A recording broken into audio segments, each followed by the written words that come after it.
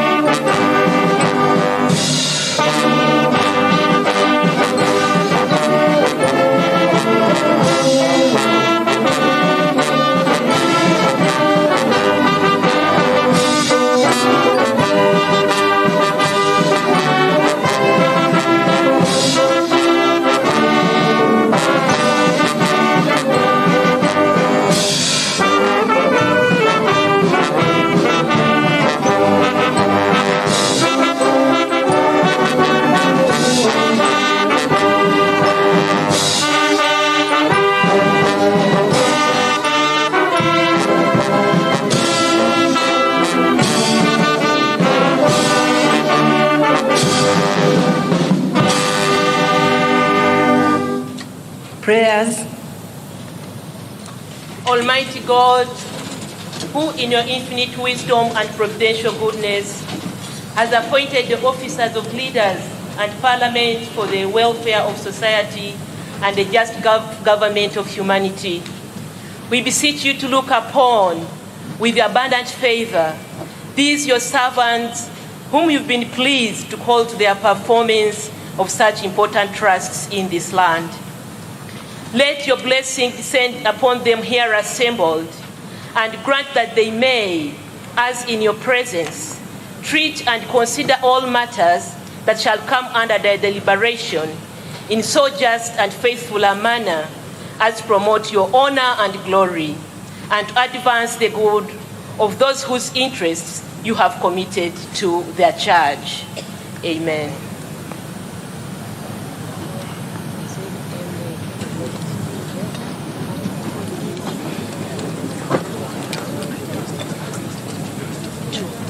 Proclamation.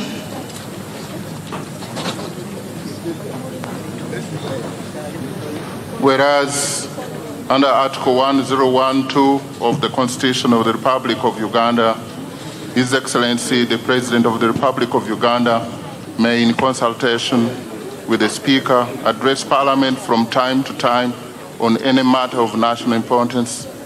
Aware that His Excellency the President of the Republic of Uganda has, in accordance with Article 1012, indicated to the Speaker of Parliament his intention to address Parliament and the nation on the national budget for the financial year 2026-2027. Now, therefore, in accordance with Rule 181 of the Rules of Procedure of Parliament, I hereby proclaim as follows. 1. that Parliament shall sit at Kololo Ceremonial Grounds on Thursday, 11th June 2026 at 1400 hours to receive the address of His Excellency, the President, on the national budget for the financial year 2026-2027. And 2, the Kololo Ceremonial Grounds to be precincts of Parliament for the above-mentioned purpose. Given under my able hand at Parliament House, Kampala, this first day of June 2026.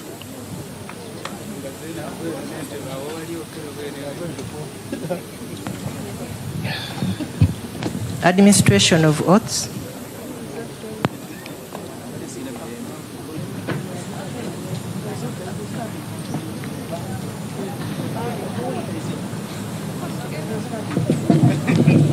Your Excellency, the President, Right Honorable Speaker, sir, honorable members, on the 28th of May 2026, His Excellency, the President of the Republic of Uganda, appointed a new cabinet. Among those appointed were non-members of Parliament who were duly approved by the Parliamentary Appointments Committee and sworn in as ministers.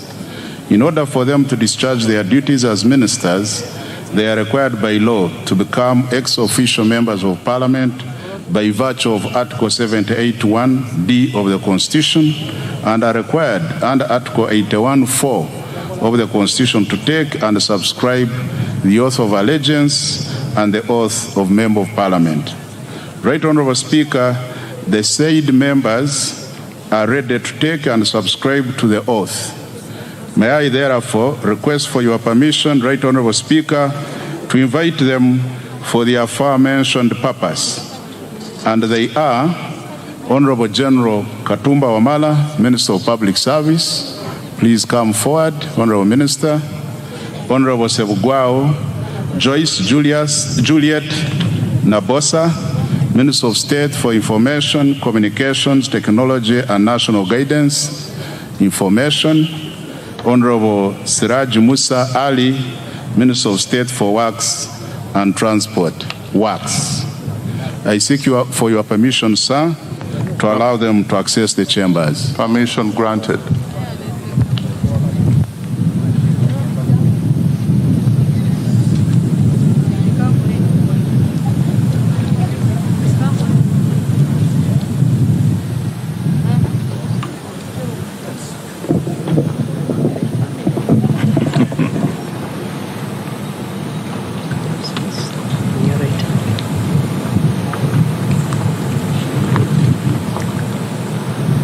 I, General Edward Katumba Wamala, swear in the name of the Almighty God that I will be faithful and bear true allegiance to the Republic of Uganda, and that I will preserve, protect, and defend the Constitution. So help me God.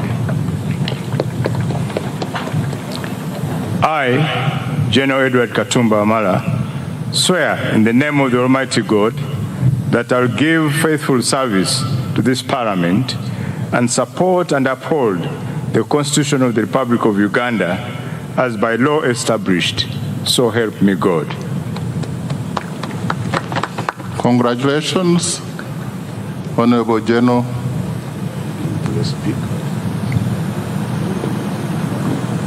And welcome back to the House. Thank you. You'll need to append your signature to confirm that oath you've just made, and you'll receive a copy of the Constitution and the rules of procedure to enable you execute your duties as a Member of Parliament. Kindly turn it. Honorable Sebugwao Joyce Juliet Nabosa, Minister of State for Information, Communications, Technology and National Guidance, Information.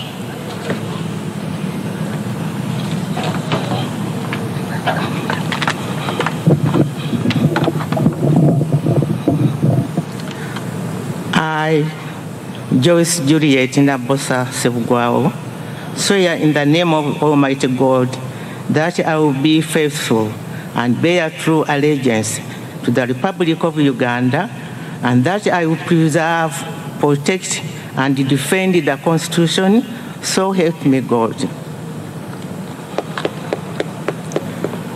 I, Joyce Juliet Nabosa Sebugwao, swear in the name of Almighty God that I will give faithful service to this Parliament and support and uphold the Constitution of the Republic of Uganda as by the law established. So help me God.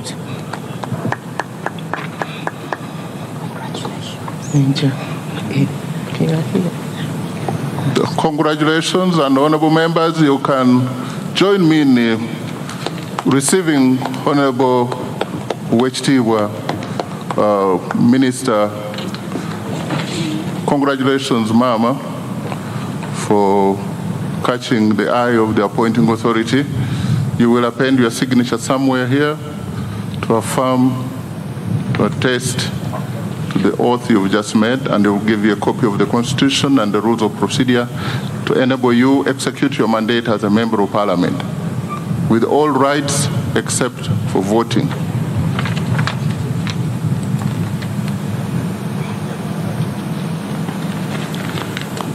Honorable Siraji Musa Ali, Minister of State for Works and Transport, in charge of works.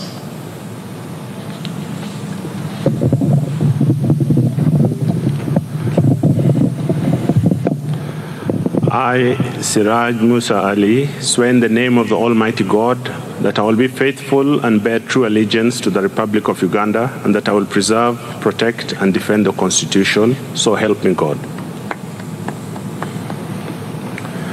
I, Siraj Musa Ali, swear in the name of the Almighty God that I will give faithful service to this Parliament and support and uphold the Constitution of the Republic of Uganda as by law established. So help me God.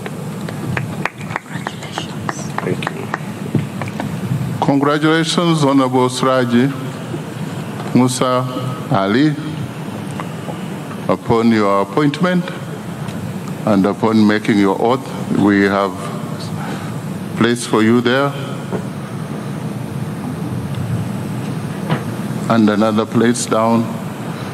We have a copy of the Constitution and the rules of procedure of this House that will enable you to execute your mandate as a member of Parliament. Congratulations once again.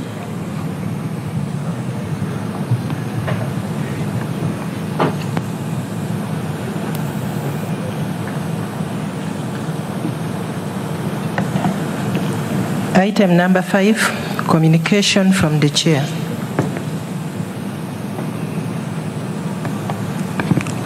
Your Excellency, the President of the Republic of Uganda, General Yoweri Kaguta Museveni, Her Excellency, the Vice President, Major Retired Alupo Jessica Epel, the Right Honorable Deputy Speaker, Honorable Thomas Tayeba, the Right Honorable Prime Minister and Leader of Government Business, Robin Nabanja, the Right Honorable Deputy Prime Minister is present, the Right Honorable Leader of Opposition in Parliament, Joel Senyonyi, Cabinet Ministers and Ministers of State, Honorable Members of Parliament of Uganda, the Chairpersons and Members of Constitutional Commission, the Head of Public Service and Secretary of Cabinet, Madame Lucy Nachobe Mbonye, the Auditor General, the Permanent Secretary present, if they are here, all the chiefs, service chiefs present, the Governor, Bank of Uganda, distinguished guests, ladies and gentlemen, I welcome you all to this 5th sitting of the first session of the 12th Parliament.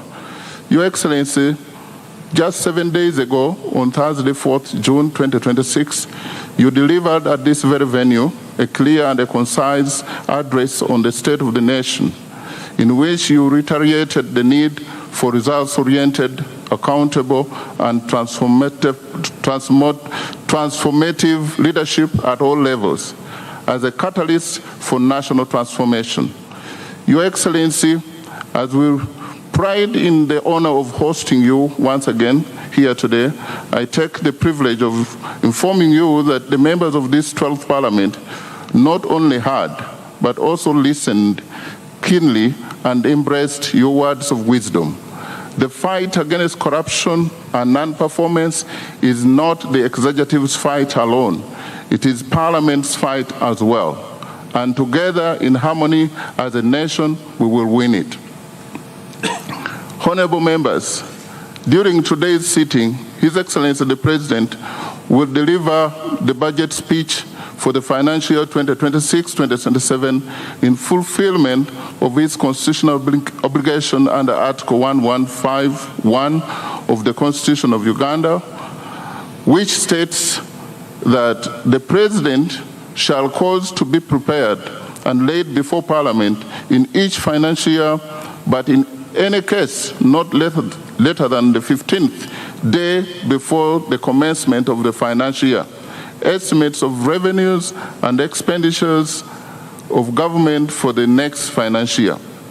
Honorable members, today's budget speech crowns an elaborate consultative budget process which began in September 2025 with the issuance of the first budget call circular and the subsequent participation of various ministries, departments, and agencies, local governments, development partners, and civil societies, among others. Your Excellency, the relationship between the 12th Parliament and the other arms of government will be complementary and people-centered. The 12th Parliament will focus on public expenditure tracking and budget oversight through the various parliamentary committees to ensure that public funds are used for the purpose for which they are intended and in line with the approved work plans. I therefore implore whips to supply the list of their members to the various parliamentary committees pursuant to Rule 16.2d and Rule 163 and 164 of the Rules of Procedure of Parliament. This will pave way for the timely operationalization of our committees. Your Excellency and honorable members, the 12th Parliament will empower its committees to effectively support government programs through efficient and effective monitoring, or especially through the high-impact projects under the National Development Plan 4. These core flagship projects are strategic catalysts for our tenfold growth strategy.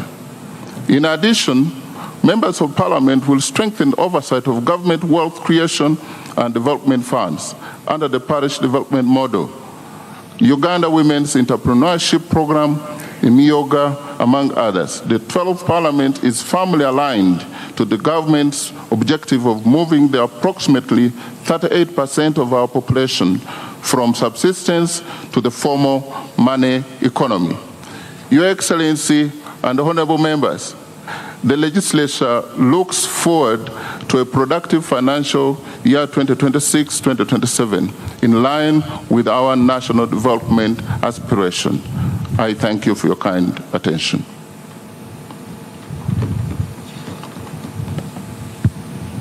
Item number 6, presentation of the budget.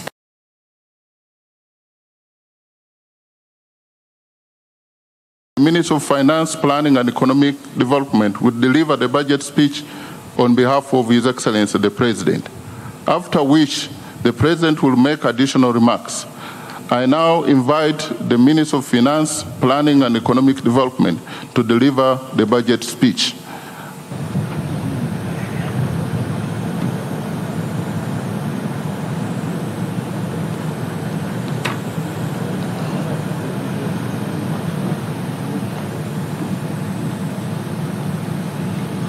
Thank you, Right Honorable Speaker, for the opportunity granted.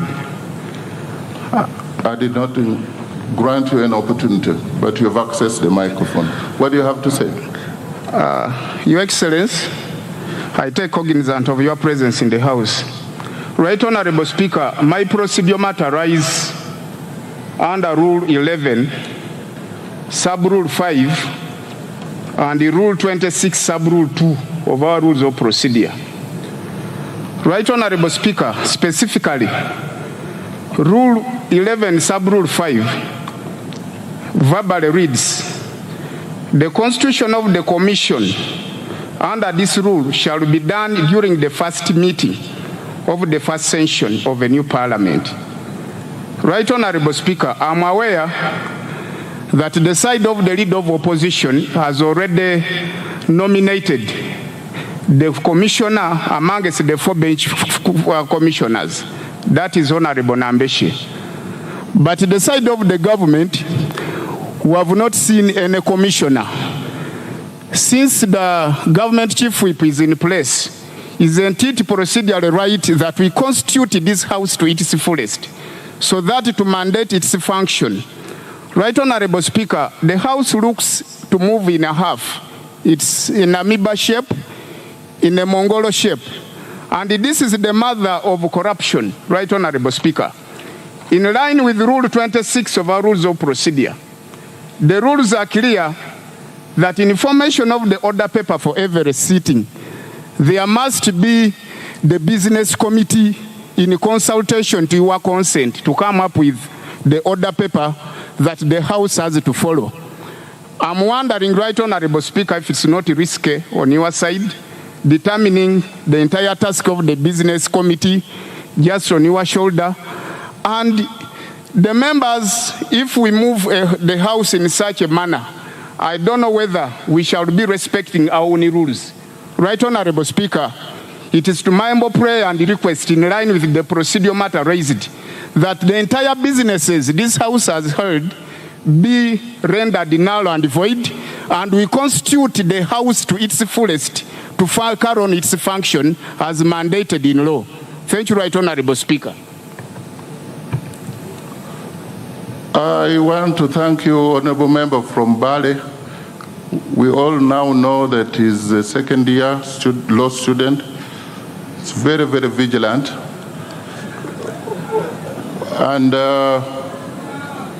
this is the session for, and let me give guidance to the member so that nobody else makes the same mistake. This is the first meeting, and the first meeting has sittings. This is the 5th sitting of the first meeting. Now the honorable member thinks that Rule 11, as stipulated here, is referring to the sitting. This is the first meeting of the 5th sitting of the first meeting of the first session of the 12th Parliament. We need induction clerk very quickly and urgently to help members know the difference between a sitting and a meeting of Parliament. On the constitution of the, that's on the constitution of the Parliamentary Commission. On the order of business, Parliament is forming. I have no doubt that the clerk, as even of today, has written, and let me take the same opportunity to tell the government chief whip and the leader of opposition that we need lists, which I even communicated here, of all committee members and leadership and the commission. We need that urgently before the 26th of this month. There is nothing null and void except the statement made in a wrong way. Next item.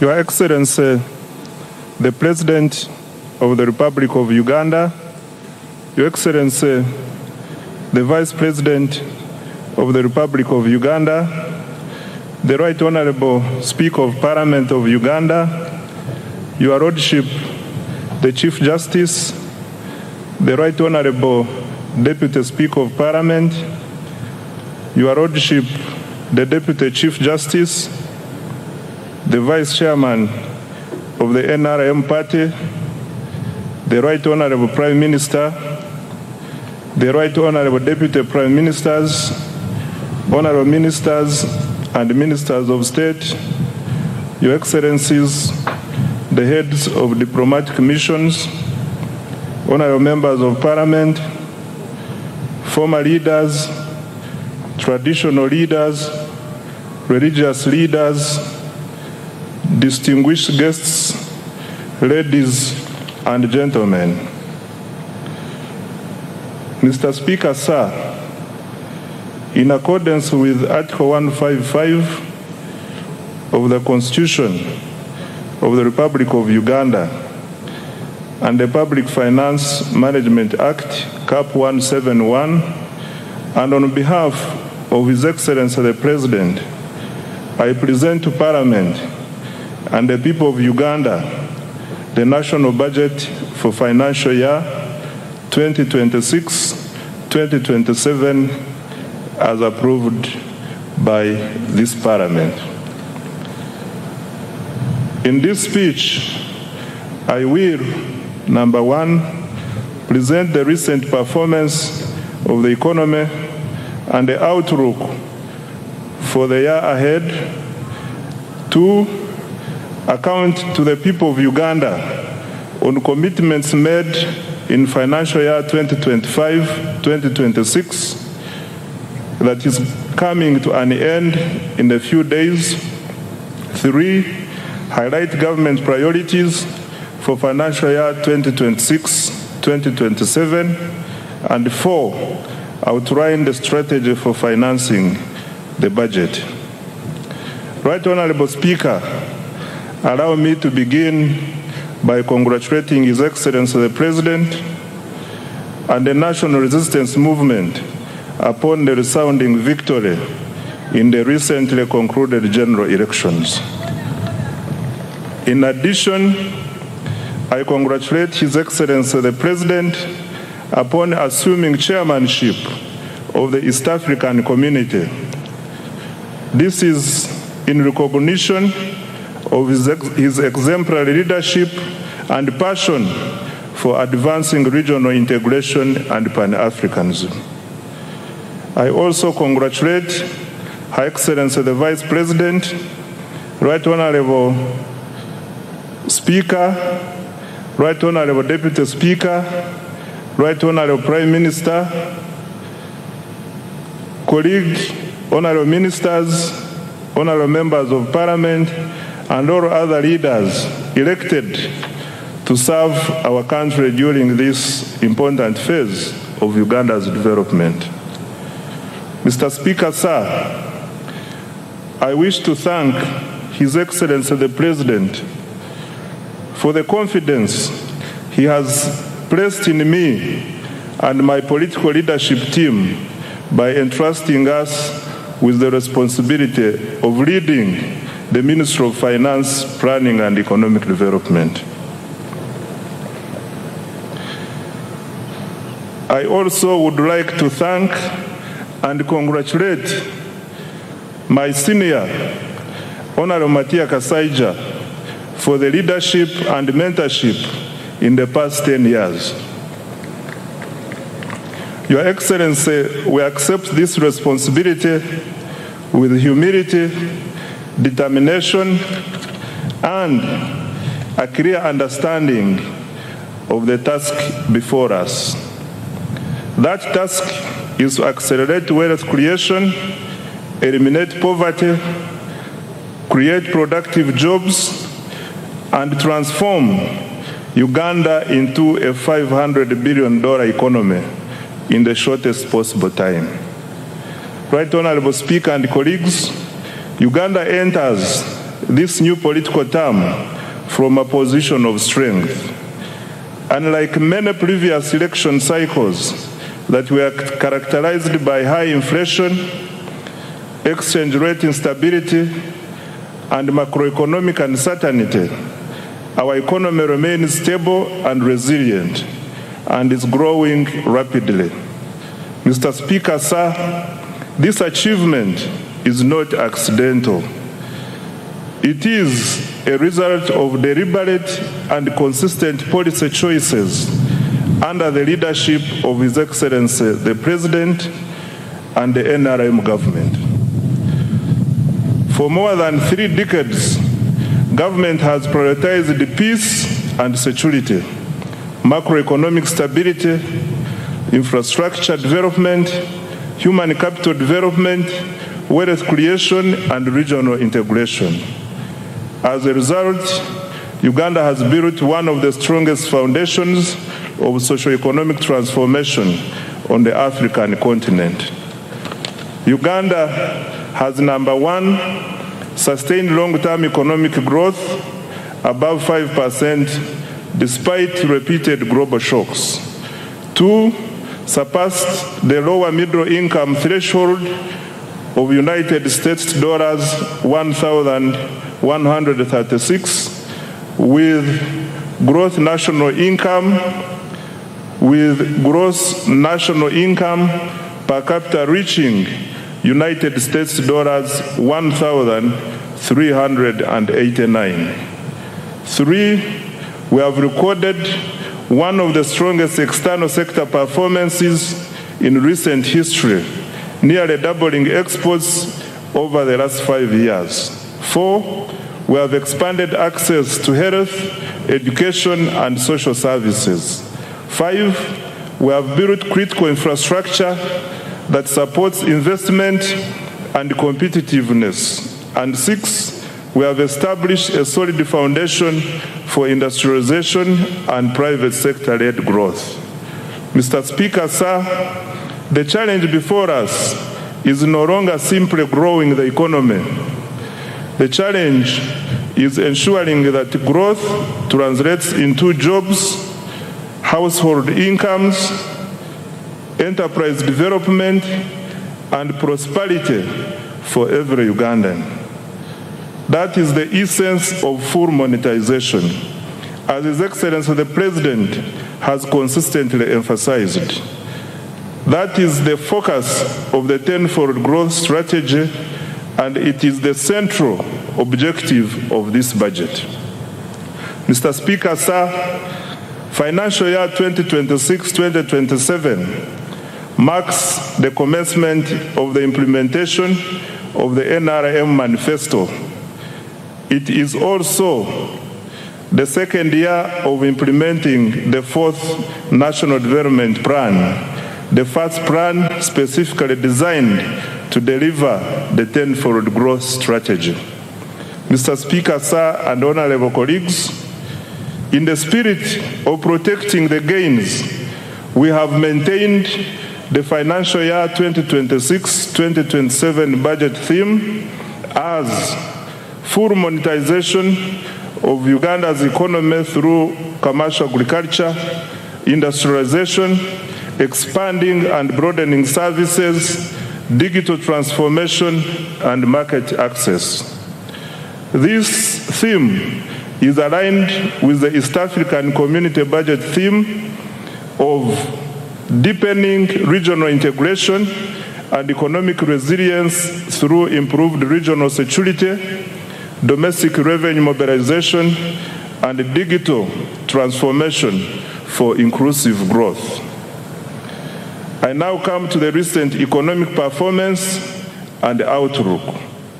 Mr. Speaker, sir, despite geopolitical tensions, global trade disruptions, and continued uncertainty in the world economy, Uganda's economic outlook remains strong and positive. The economy is stable, growth is accelerating, inflation is low, the exchange rate is stable, exports are rising, investment is increasing, and the confidence in Uganda's future remains strong. Mr. Speaker, sir, Uganda's economy continues to demonstrate remarkable resilience and dynamism. Economic growth for financial year 2025-2026 is estimated at 6.4%, up from 6.3% in financial year 2024-2025. The size of the economy is projected to increase to approximately United States dollars 69.3 billion, equivalent to Uganda shillings 250.4 trillion by the end of June 2026. In purchasing power parity terms, Uganda's GDP is estimated to be United States dollars 197.1 billion. GDP per capita is projected to increase to United States dollars 1,420, equivalent to approximately Uganda shillings 5.1 million per person. Mr. Speaker, sir, with the commercial oil production commencing later this calendar year, growth is projected to accelerate to 10.2% in financial year 2026-2027. This will mark Uganda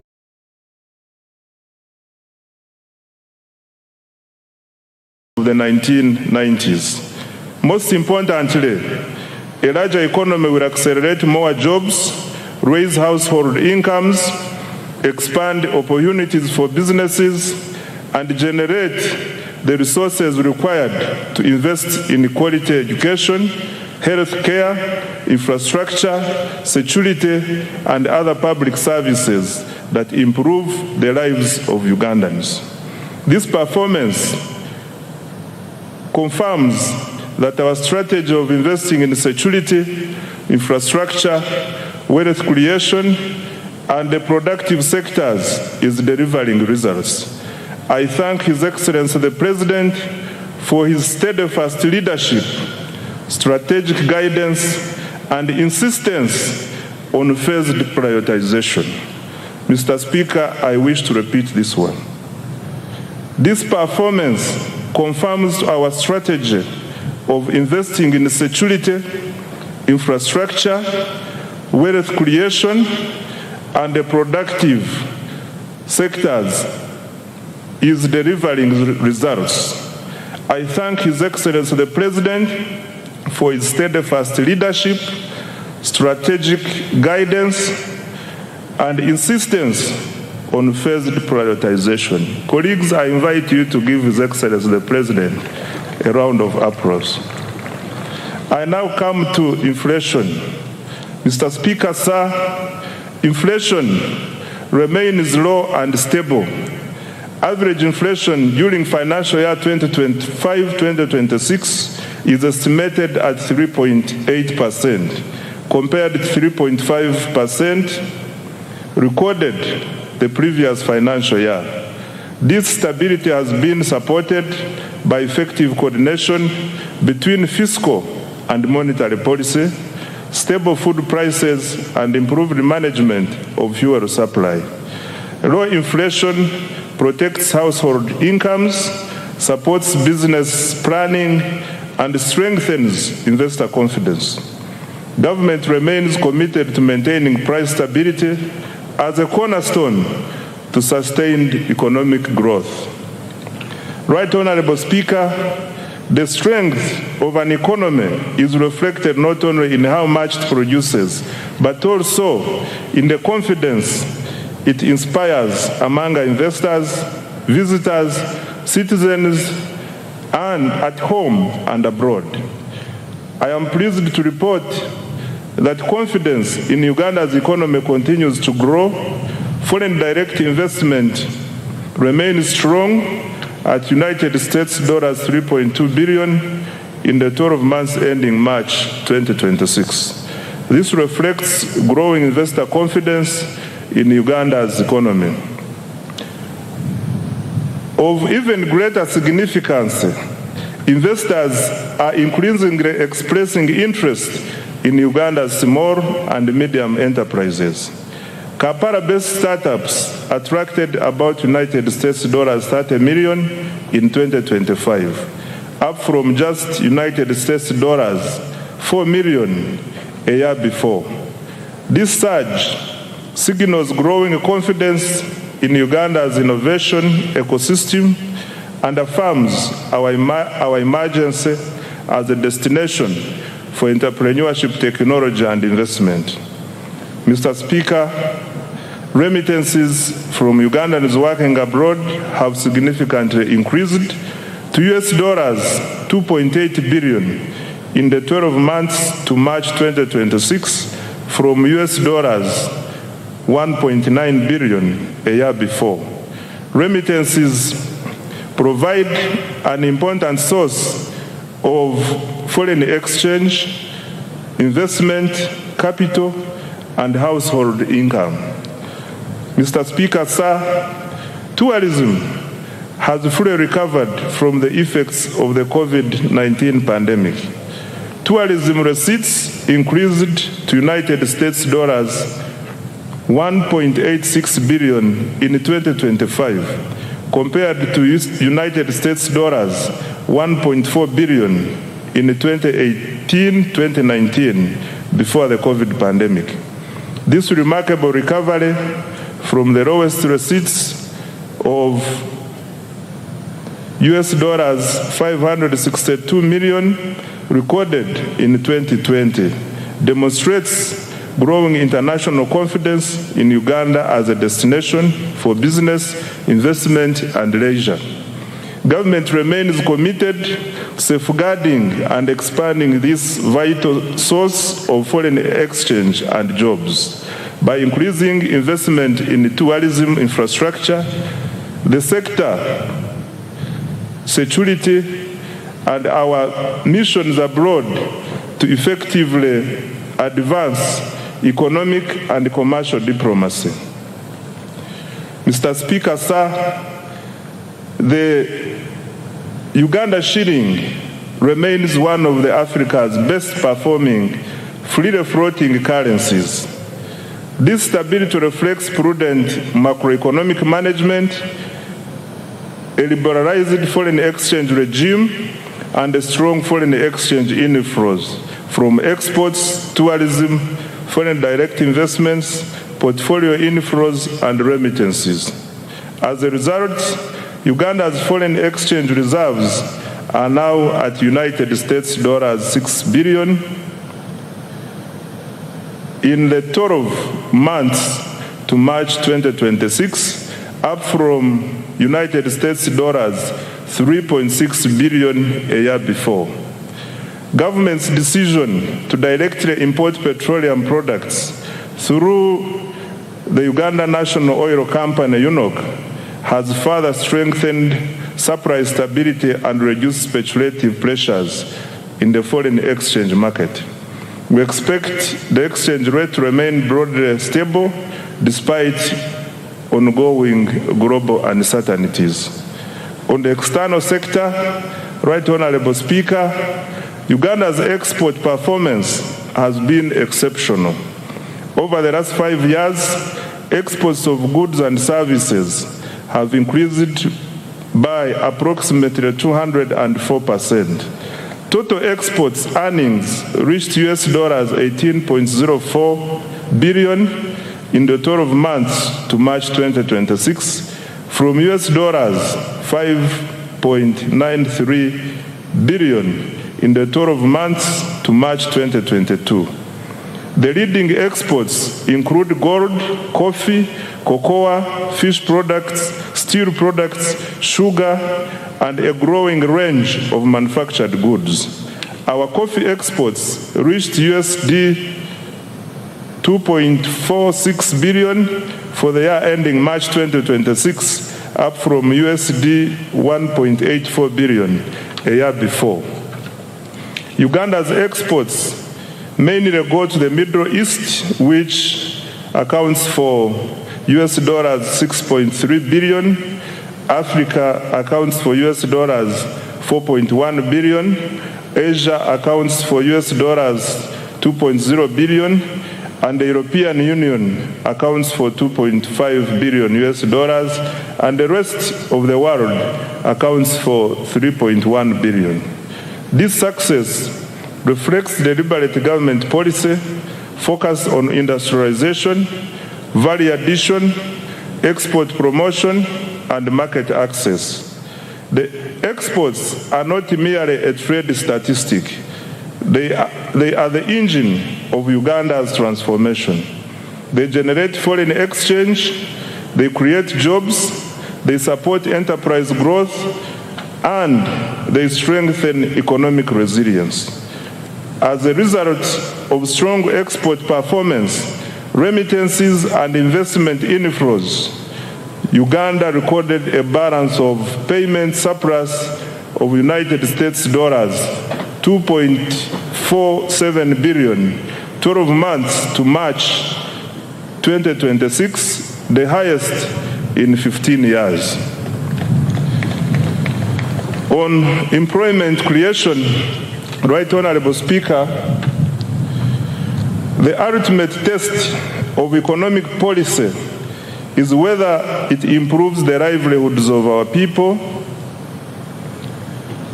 through productive employment.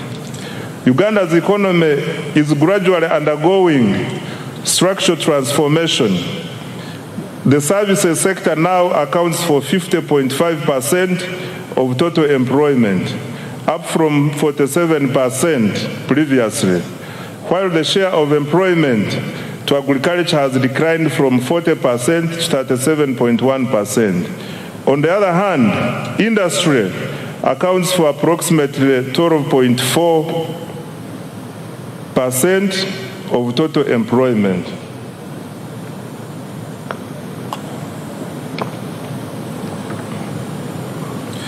These shifts are good and are consistent with the structural transformation experienced by today's rich economies, which moved from raw to higher productivity sectors. Mr. Speaker, sir, the capacity of our economy to generate formal employment continues to improve.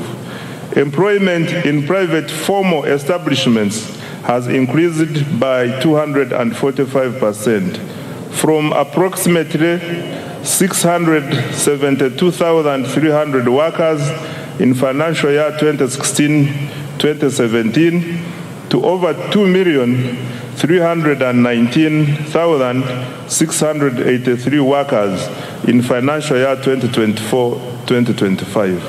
This is in addition to the 503,738 public sector jobs and 10,513,14 informal jobs reported in April 2026. This growth in jobs confirms that Uganda's economy is not only growing but also creating productive jobs for Ugandans. This is on account of deliberate government interventions to create jobs through industrialization and wealth creation. However, creating more productive jobs for our rapidly growing population remains an urgent economic priority. This is why government is investing in ATMs and enablers to create jobs at a scale, especially for young people. Going forward, every major intervention in the national budget will ultimately be judged by its contribution to jobs, incomes, and improved livelihoods. On fiscal performance, Mr. Speaker, sir, government's capacity to finance its development agenda using domestic resources continues to strengthen. This financial year, domestic revenue collections are projected at Uganda shillings 35.7 trillion compared to Uganda shillings 32.3 trillion collected the previous financial year. Mr. Speaker, this financial year 2025-2026, domestic revenue from taxes, non-tax revenues, and local government revenues funded up to 80.9% of the total discretionary budget of Uganda shillings 44.1 trillion. The discretionary budget includes all funds allocated to implementing programs excluding debt and other government obligations. This represents significant progress towards fiscal self-reliance and reduced dependence on external financing. Mr. Speaker, sir, increasing domestic revenue is not merely a fiscal objective. It is a sovereignty objective. A country that finances its development from its own resources enjoys greater policy independence, resilience, and sustainability. Therefore, government will continue to strengthen domestic revenue in line with the domestic revenue mobilization strategy, while preserving incentives for investment, production, and enterprise growth. In financial year 2026-2027, domestic revenue is projected to increase to Uganda shillings 45.6 trillion from Uganda shillings 35.7 trillion in financial year 2025-2026, equivalent to 15.9% of GDP. The additional resources will support investments in the wealth creation, ATMs, and their enablers. I now come to public debt, Right Honorable Speaker. Mr. Speaker, as of December 2025, Uganda's total public debt stood at United States dollars 34.86 billion, equivalent to approximately Uganda shillings 126.19 trillion. Of this, external debt amounted to US dollars 15.84 billion, while domestic debt was United States dollars 19.02 billion. This translates into a debt to GDP ratio of approximately 53.0%. Mr. Speaker, public debt should always be assessed alongside the assets it finances and the economic returns it generates. Over the past 10 years, Uganda's debt has financed strategic investments that are transforming the productive capacity of our economy. These investments include, number one, integrated transport infrastructure, which accounts for 31.1% of the debt. Number two, electricity infrastructure, which accounts for 19.3%. Three, water infrastructure, which accounts for 10.3%. Four, agro-industrialization, which accounts for 9.2%. Five, education and health, which accounts for 7.7%. Six, housing and urban development, which accounts for 6.3%. Seven, industrial parks and industrial development, which accounts for 2%, and other investments such as national backbone infrastructure to extend internet, STI, and regional development, which accounts for 7.0%. Mr. Speaker, Uganda's public debt remains sustainable and is projected to stay so over the medium and the long term. Accountability for financial year 2025-2026 and priorities for financial year 2026-2027. Mr. Speaker, when the budget for financial year 2025-2026 was presented last year, government made several commitments aimed at accelerating monetization of the economy and implementing the tenfold growth strategy. The budget focused on three broad areas, namely, number one, wealth creation programs, two, strategic investments in the ATMs, and 3, investment in key enablers of growth. I am pleased to report that substantial progress has been made in all the 3 areas above. On wealth creation, Mr. Speaker, the foundation of Uganda's economic transformation is ensuring that every Ugandan participates in the money economy. Government, therefore, has continued to invest in programs that expand access to affordable capital, strengthen enterprise development, and increase household incomes.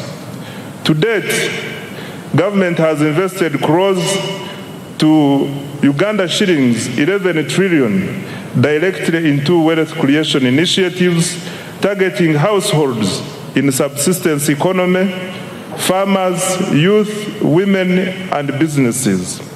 These interventions are reducing barriers to participation in economic activity while expanding opportunities across the country.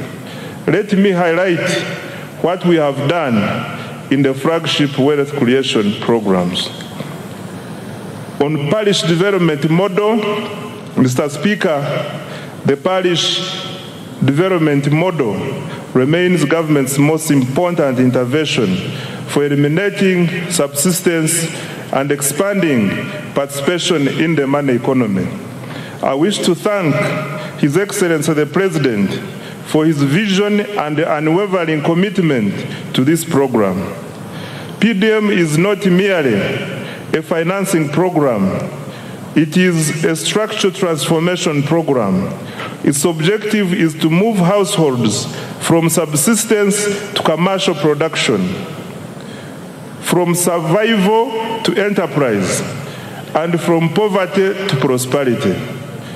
Over the past 5 years, government has transferred Uganda shillings 4.4 trillion to all 10,589 parishes nationwide and as a revolving capital.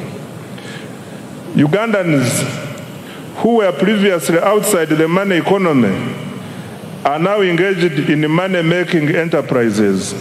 By the end of this month, PDM funds will have reached over 4 million beneficiaries. The PDM is raising household incomes, improving food security, and creating local economic opportunities for Ugandans who previously relied on subsistence production. Mr. President, thank you for your visionary leadership. The next phase of the PDM will focus on boosting productivity, strengthening value addition, and improving market access for the PDM beneficiaries. My ministry will seek policy guidance to ensure that the underserved and densely populated parishes, particularly in urban areas, receive adequate funding. Equally important, we will begin a gradual deliberate transition from government transfers to a self-sustaining financial ecosystem. Ultimately, a PDM bank underpinned by strong repayment performance, governance, and value chain development. I now come to other wealth creation programs. Mr. Speaker, in addition to the PDM, government has continued supporting enterprise development through other wealth funds, namely, 1, Emyoga. Government has capitalized the program with Uganda shillings 760 billion in revolving funds. To date, 7,148 Emyoga circles have been established with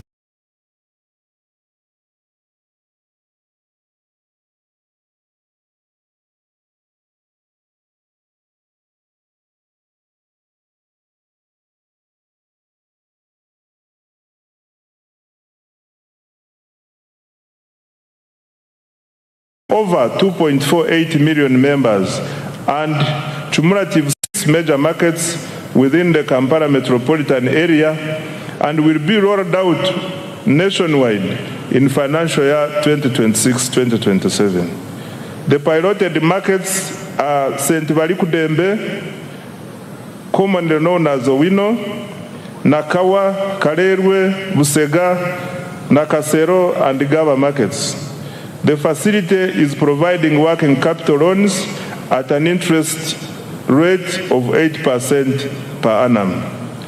3, the Small Business Fund. This fund, initially called the Small Business Recovery Fund, was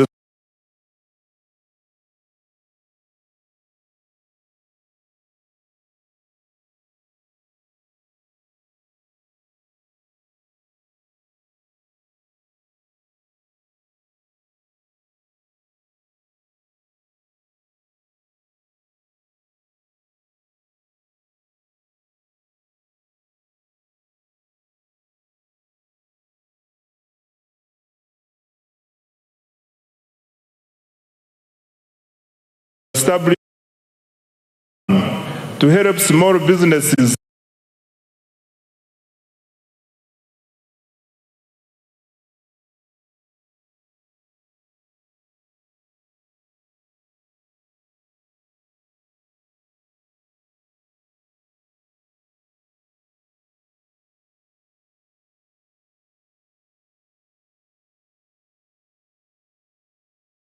under shillings 371.7 billion in the facility as a co-financing with participating financial institutions. The facility has cumulatively disbursed Uganda shillings 1.35 trillion to more than 14,000 beneficiaries. In financial year 2026-2027, an additional Uganda shillings 47.68 billion has been allocated to further capitalize the facility. 5, large-scale commercial farmers financing scheme. In financial year 2025-2026, Uganda shillings 41 billion was provided for interest payments on behalf of the large-scale farmers cultivating over 50 acres of grain and animal feeds. This support has so far enabled 186 farmers to access a total of Uganda shillings 169.1 billion from government-owned commercial banks. The farmers are expected to repay the principal while government pays the interest on their behalf. An additional 41 billion Uganda shillings has been allocated for financial year 2026-2027. 6, Uganda Development Bank.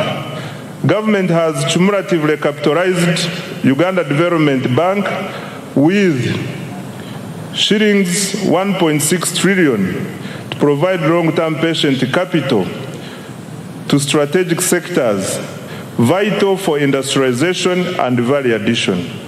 The bank has extended over Uganda shillings 2.45 trillion in financing to more than 600 businesses across agriculture, manufacturing, tourism, construction, and services. An additional Uganda shillings 442.2 billion has been allocated in financial year 2026-2027 to further capitalize Uganda Development Bank. 7, GROW and other women funds. Through the World Bank financed GROW project, Uganda shillings 133.14 billion in soft loans has been extended to 6,584 women-owned businesses to support their transition from informality. This complements Uganda shillings 153.5 billion previously disbursed under the Uganda Women Entrepreneurship Program WEP, which has benefited 244,805 women. 8. Youth empowerment programs. The Youth Livelihood Program has financed 24,859 projects benefiting 275,034 youth at a cost of Uganda shillings 195.4 billion, while 57,849 youth have benefited from the Youth Venture Capital Fund. Number 9 is the revolving fund for the creative artists. Government has provided Uganda shillings 33 billion to establish a revolving fund for musicians and other creatives to promote enterprise growth and job creation. 10. Support teachers' circles. Government released Uganda shillings 20 billion to private teachers' unions to strengthen teachers' welfare through improved access to affordable credit. This is in addition to the earlier Uganda shillings 25 billion that was provided to Walimu Sacco umbrella structures. Mr. Speaker, sir, these wealth creation interventions have expanded access to affordable capital, strengthened enterprise growth, and created jobs. In financial year 2026-2027, government has allocated an additional Uganda shillings 2.49 trillion in wealth creation programs to accelerate monetization of the economy and expand wealth creation. I now come to accelerating tenfold growth through the ATMs. Mr. Speaker, having expanded access to capital through our wealth creation programs, government is now intensifying investment in the sectors that will drive Uganda's next phase of economic transformation.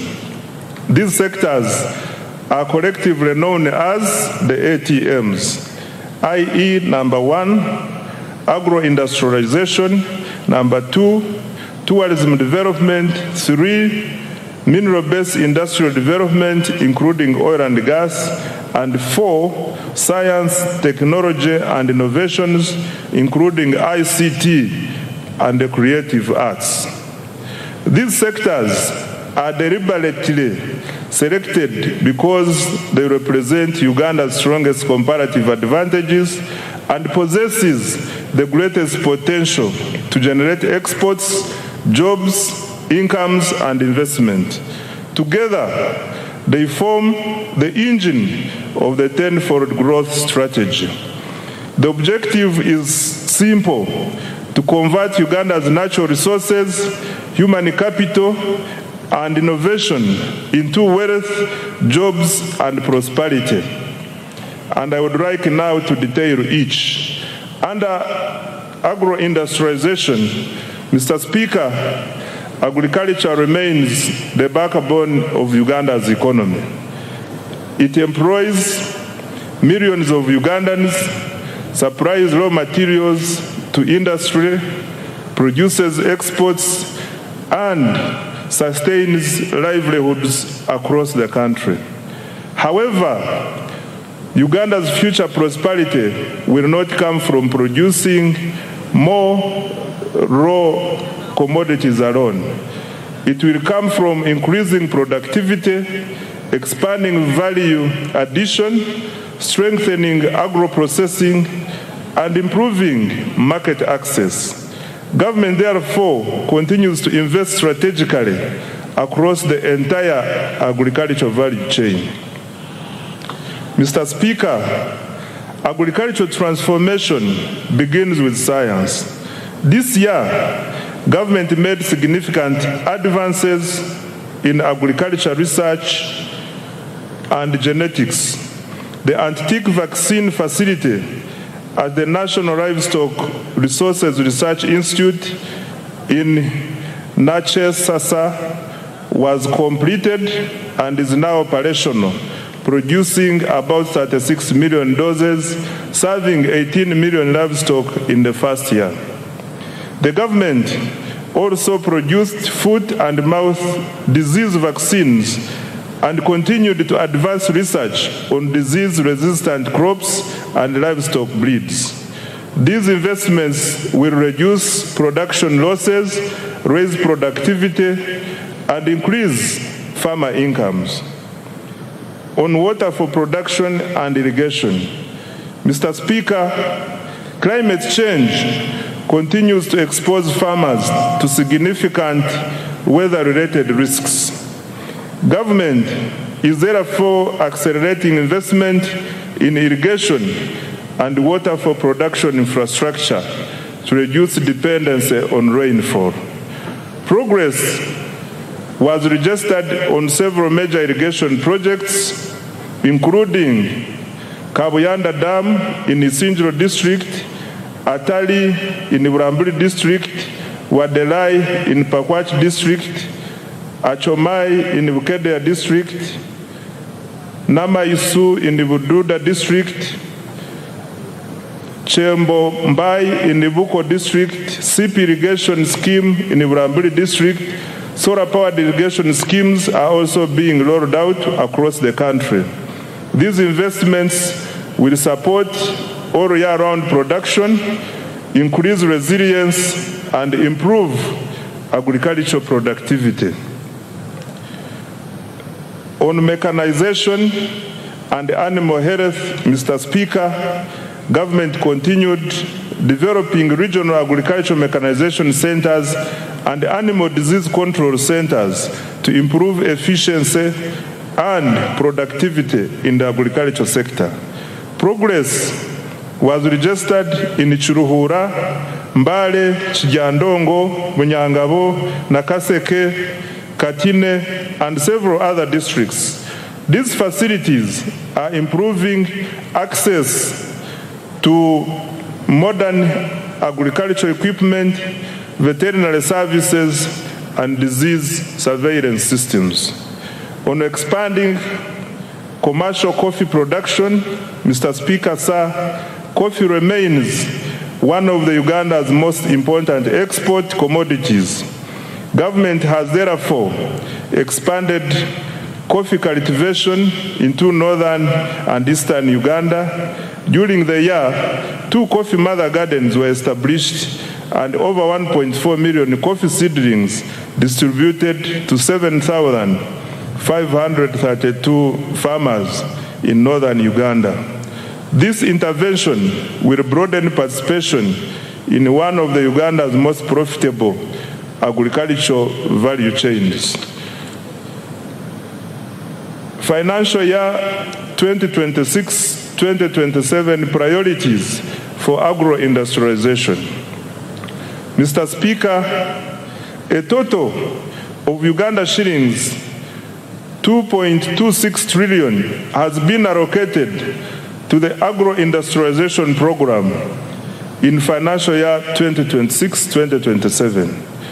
This is the highest allocation ever to this program.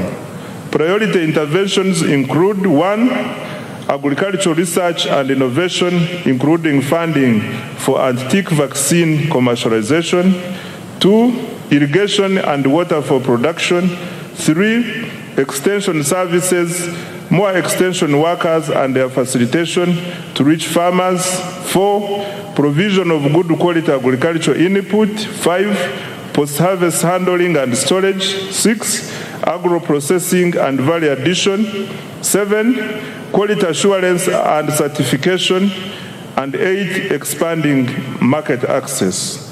The objective is to move Uganda from exporting low commodities to value addition agricultural products.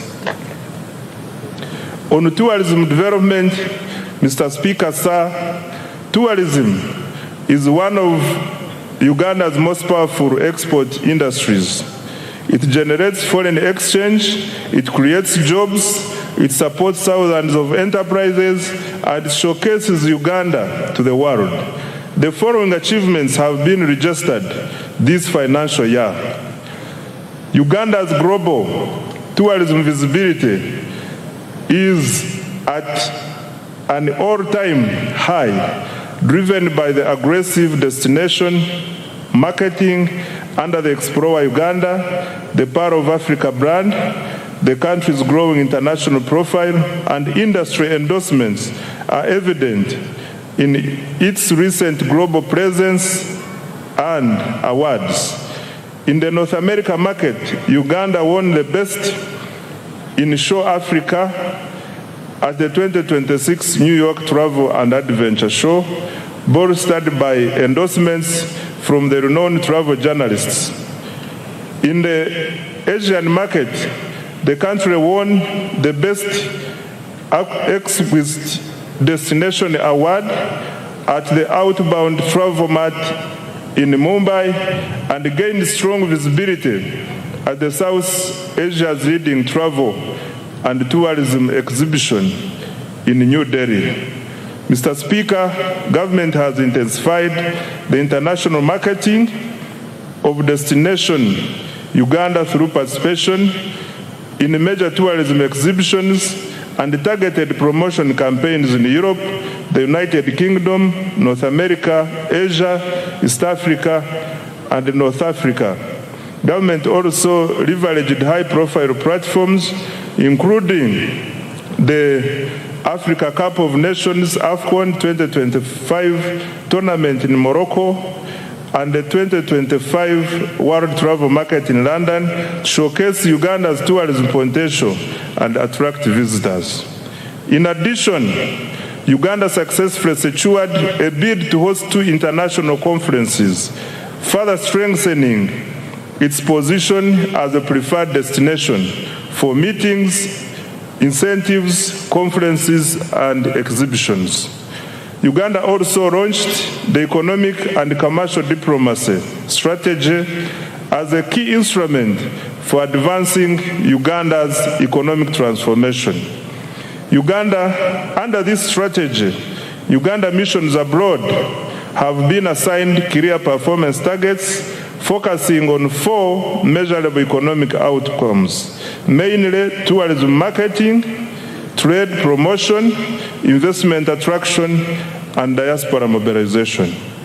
The economic and commercial diplomacy strategy is contributing to improved economic performance with increased international tourist arrivals and receipts, foreign direct investment inflows, and merchandise export earnings. Government will continue to leverage its missions abroad to market Uganda as a preferred tourism, conference, and investment destination, expand market access for Ugandan products, attract strategic investors, and mobilize the diaspora to support national development. On tourism infrastructure, Mr. Speaker, government continued to invest in tourism infrastructure and attractions. Progress was made in the development of museums and cultural heritage sites in Moroto and Dokoro.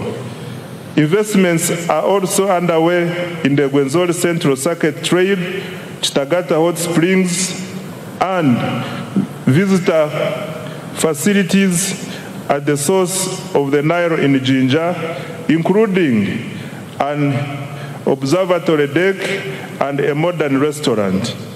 Government also established a new wildlife education center in Mbale.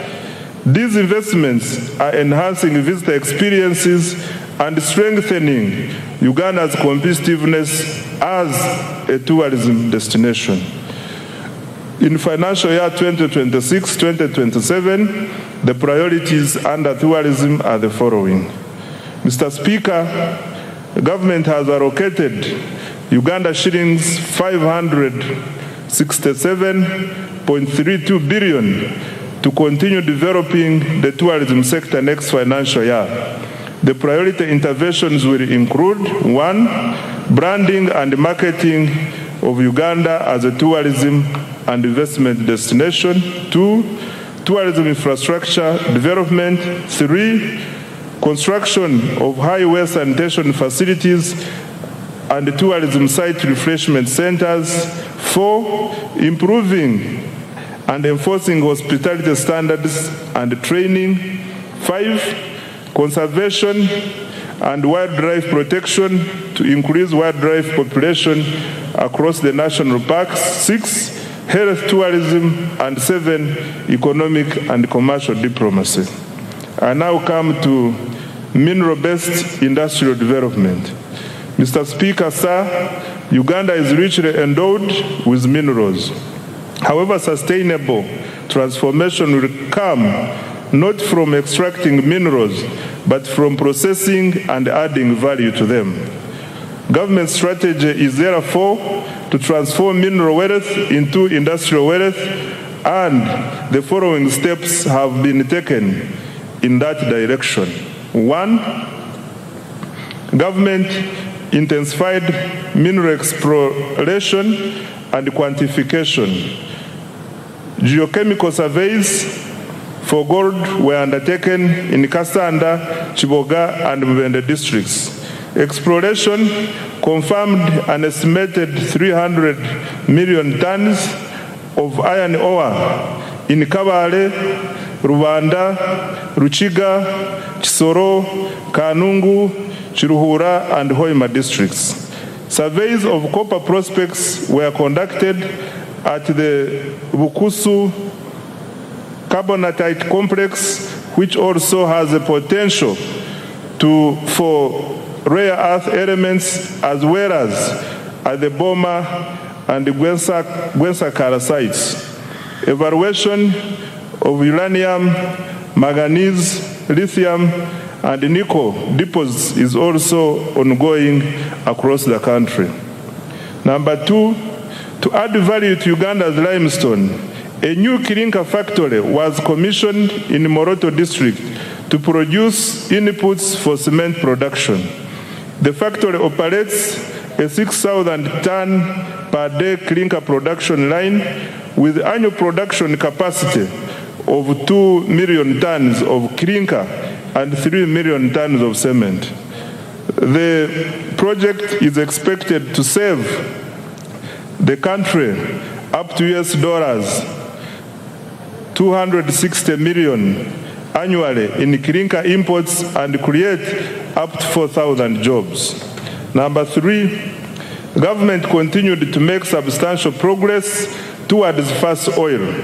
Construction of the East African crude oil pipeline and the central processing facilities is at advanced stage and nearing completion.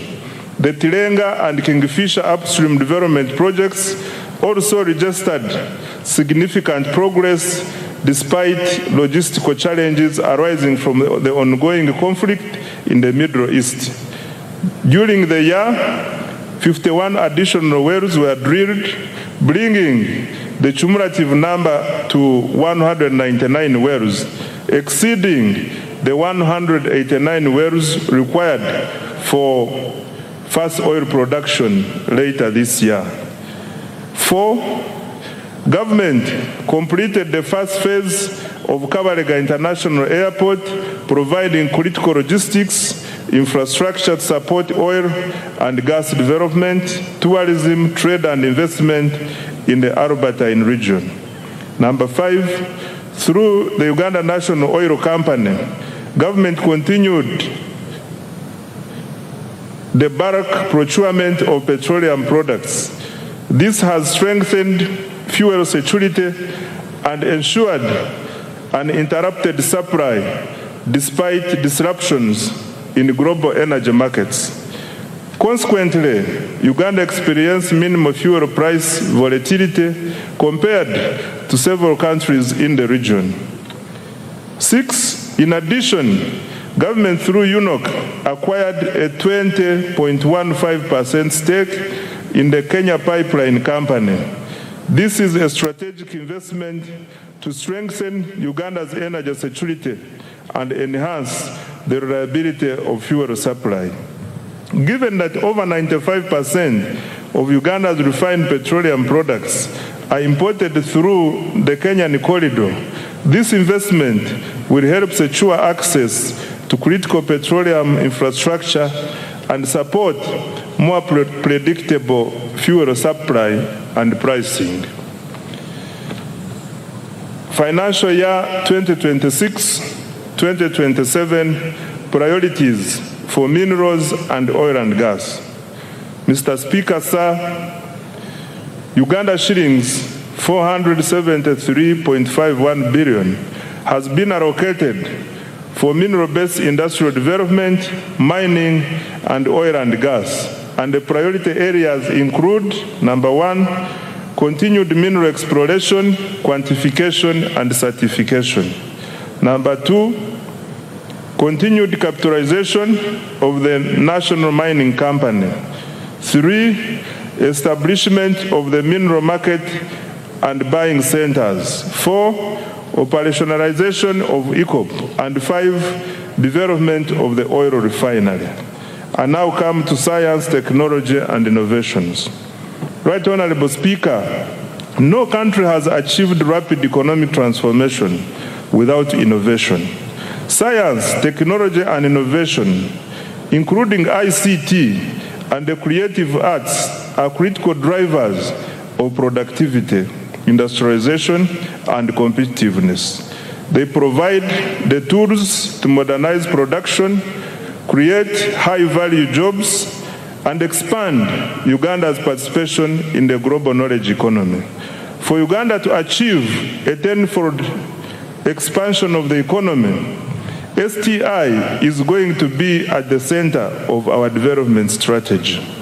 Mr. Speaker, commissioning the Chira vehicle plant in Ijinja marked a major milestone in Uganda's industrialization journey and demonstrates the country's growing technological capabilities.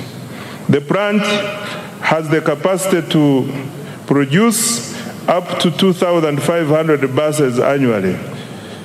Despite being in its early stages of operation, Chira Motors has already made bus sales worth Uganda shillings 21.6 billion and received orders for 450 buses from Uganda and the region. The quality and reliability of its products were further demonstrated through the successful PAR to Cape electric expedition, during which the Kayora electric bus traversed more than 13,000 kilometers across Africa. Mr. Speaker, to date, more than 25,000 electric vehicles, including buses, motorcycles, and bicycles, have been produced locally with up to 40% local content. In a further boost to the sector, Solar Power completed the construction of East Africa's first production-scale lithium-ion battery assembly plant in Uganda. This has strengthened domestic manufacturing capacity and positioned the country as a regional hub for electric mobility and clean energy technologies. On pharmaceuticals and biotechnology, Mr. Speaker, government continued to strengthen pharmaceutical manufacturing and biotechnology as part of the efforts to build a competitive pathogenic economy. Uganda is deliberately supporting the domestic production of medicines, vaccines, diagnostics, and other health products, while promoting research, innovation, import substitution, export growth, and resilience in the health sector. Significant progress was registered through strategic investments in and government procurement from local pharmaceutical and biotechnology companies, including Macrohim Scientifics, Day Pharma, Jena Habo, and other emerging manufacturers. Macrohim Scientifics has established itself as a leading African manufacturer for rapid diagnostic kits, recording annual sales of approximately United States dollars 75 million from products used in the diagnosis of malaria, HIV/AIDS, and sickle cell diseases. Day Pharma has operationalized manufacturing lines for generic, oral solid, and liquid medicines and secured approvals from the National Drug Authority for a range of essential medicines. Jenna Habo, the manufacturer of Covidex, has established a pharmaceutical manufacturing facility in Soroti, expanding Uganda's capacity to produce health products locally and strengthening the country's pharmaceutical value chain. These investments are improving health security, reducing imports, and creating high-value jobs.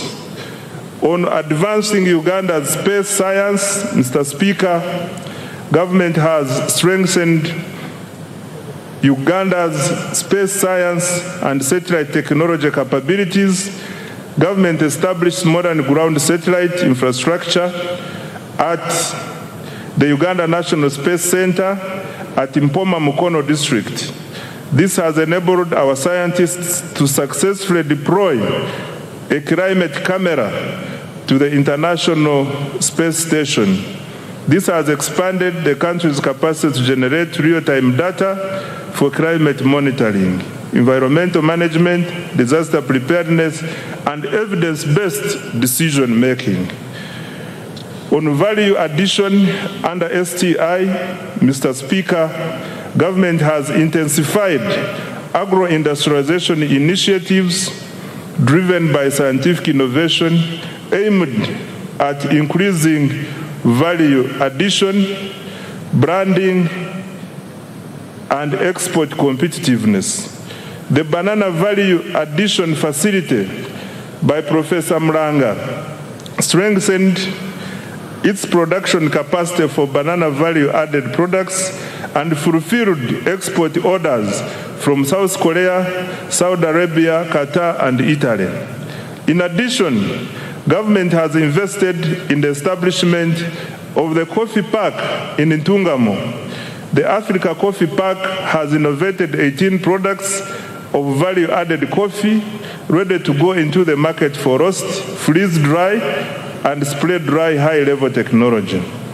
On digital transformation, Mr. Speaker, government continued expanding digital infrastructure to improve the availability, reliability, affordability of ICT services, as well as access to the services.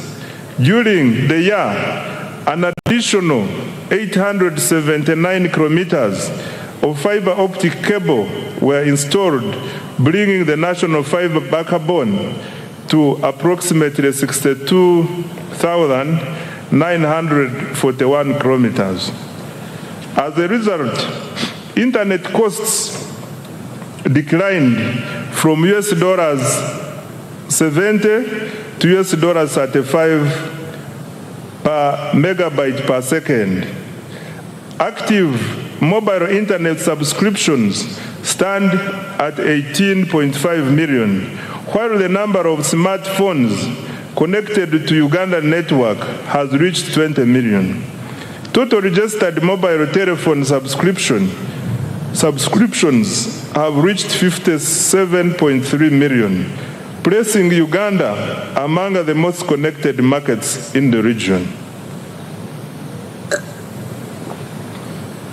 The increased penetration of mobile telephones has increased financial inclusion and improved access to e-commerce, telemedicine, marketing, and agricultural information for farmers.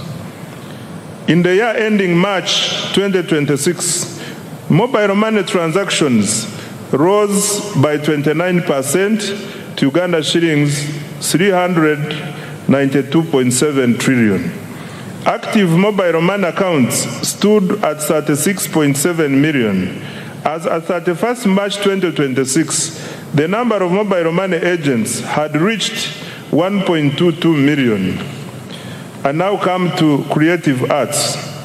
Mr. Speaker, to protect intellectual property and artistic works, government enacted the Copyright Enabling Rights Amendment Act 2025. Government also established the Uganda Creatives Revolving Fund to provide affordable financing circles in the creative economy. By December 2025, approximately Uganda shillings 18.99 billion had been disbursed to 50 circles of musicians, benefiting 3,047 individuals, of whom 62% are youth and 43% are women. Government is also finalizing the acquisition of a dedicated home for creative artists to serve as a common user facility for young talents to create wealth and jobs. The priorities for financial year 2026-2027 under STI, ICT and creatives are the following. Mr. Speaker, Uganda shillings 1.140 trillion has been provided in the new budget for science, technology, innovation, ICT, and the creative industries. The priorities next financial year include: 1, commercialization of innovations, especially Chira, motor vehicles, coffee, dairy farmer, drugs, and vaccines and banana products. Number 2, establishment of a high-tech city. 3, additional investment in science, research, and innovation. 4, expansion of digital infrastructure to increase coverage, reliability, and affordability of internet, government services, and e-commerce. 5, growth of business process outsourcing for job creation. 6, expanding the free-to-air TV signal. And 7, strengthening intellectual property protection. I now come to enablers. Mr. Speaker, government also continued to invest in the key enablers of socio-economic transformation in line with the NDP 4 and the 10-fold growth strategy. These include human capital development, infrastructure, security, and the rule of law, as well as domestic revenue mobilization to finance the transformation agenda. Under enabler number 1, which is peace, security, and rule of law, Mr. Speaker, peace, security, and rule of law are the foundations of development. Without peace, you cannot create prosperity. Without security and the rule of law, there is no investment. Without stability, there is no growth. Mr. Speaker, I wish to repeat this. Without peace, you cannot create prosperity. Without security and rule of law, there is no investment. Without stability, there is no growth. Government has continued to invest in security, justice, and governance institutions. This financial year, the following milestones have been achieved. 1, government continued strengthening security infrastructure. intelligence services, and operational capacity, while improving the welfare of our security personnel in the UPDF, police, prisons, and intelligence services. 2, Uganda remains one of the region's most stable countries. Despite being an election year, reported crimes fell by 10.2% from 218,715 cases in 2024 to 196,405 in 2025, reducing the crime rate from 502 to 427 per 1,000 people. 3, Uganda continued to contribute to regional peace and security through attends to an average of 150 patients per day for services including dialysis, dental care, physiotherapy, and ENT. Number 5, construction of the UPDF military headquarters in Mbuya is 70% complete. In addition, over 230 housing units and new administrative blocks for the Air Force and Marines are under construction to enhance personnel welfare and operational efficiency. Number 6, government provided over Uganda shillings 1.697 trillion to the relevant institutions to organize the recently concluded successful general elections.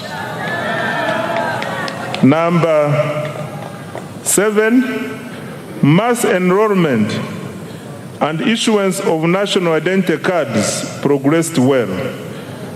The total population identified with the National Identification Number NIN is 34.14 million, renewals 13.85 million, cards printed 14.67 million, and cards issued to the population 6.2 million. Beyond securing elections and supporting national security, the national ID has improved access to public services, broadened financial inclusion, and eased travel within the East African community. Number 8, cattle restocking has begun in Acholi, Lango, Teso, and Teso, targeting 16,000 households, each receiving 5 million to purchase 2 bulls and 3 heifers. To date, 2,000 households have been compensated. Financial year 2026-2027 priorities for security, governance, and rule of law are the following. Mr. Speaker, government has allocated Uganda shillings 10.21 trillion security, governance, and rule of law institutions for financial year 2026-2027, and the priority interventions include: 1, continued modernization, training, and welfare of the UPDF. 2, full equipping of the National Referral Military Hospital and completion of the UPDF headquarters. 3, strengthening of broader security, counter-terrorism, and regional peace support operations. 4, enhancing community policing, crime intelligence, forensics, and CCTV coverage. 5, cyber security and protection of critical national infrastructure. 6, improving immigration services, NIN/ID enrollment, and e-passport issuance. 7, fighting against corruption. 8, continued cattle restocking in the Acholi, Rango, Teso sub-regions. I now come to enabler number 2, which is infrastructure development. Mr. Speaker, sir, transport infrastructure is the bone marrow of the economy. It connects farmers to markets, workers to jobs, and industries to inputs, while linking exporters to regional and global markets. Electricity powers industrialization and drives economic transformation. In financial year 2025-2026, government achieved the following infrastructure development. Under roads and bridges, government continued with the construction of 24 major roads, totaling approximately 1,154 kilometers, and rehabilitated a further 949 kilometers of national roads. 2, government continued developing 14 strategic bridges to enhance connectivity, improve access to socio-economic services, and support the movement of goods and people within and across regions. 3, government stepped up maintenance of national roads network. Over 7,400 kilometers of paved and 14,000 kilometers of unpaved roads were maintained through labor-based contracts, and a further 1,282 kilometers of paved and 3,146 kilometers of unpaved roads were looked after under routine mechanized maintenance. 4, government opened 124 kilometers, graded 175 kilometers, and gravelled 64 kilometers of district and community access roads using the force account. 5, local governments maintained 2,700 kilometers of district and community access roads, upgraded and maintained 820 kilometers of city and municipal roads, and rehabilitated 120 kilometers of district roads. Under development of Greater Kampala Metropolitan Area infrastructure, Mr. Speaker, government has embarked on revamping road infrastructure in Greater Kampala Metropolitan Area. The target is to upgrade over 600 kilometers in the next 5 years and to maintain all major existing roads. To date, 297 kilometers of roads have been paved, several roads have been rehabilitated and maintained, and 8 major road junctions signaled to improve traffic flow and road safety. Mr. Speaker, Kampala made history as the first city in Africa to be inducted into the international network of 3 cities in the world. Government will continue building on this heritage and global recognition.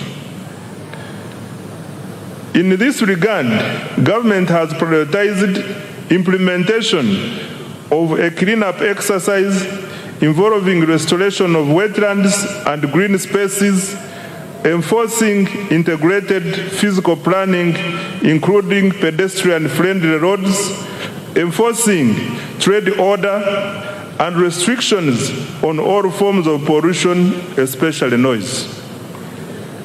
I now come to water transport. Mr. Speaker, government has constructed, maintained, and operated 15 ferries to connect island communities to markets and services. The Buyende Kagwara Kabiramaido ferry has commenced operations.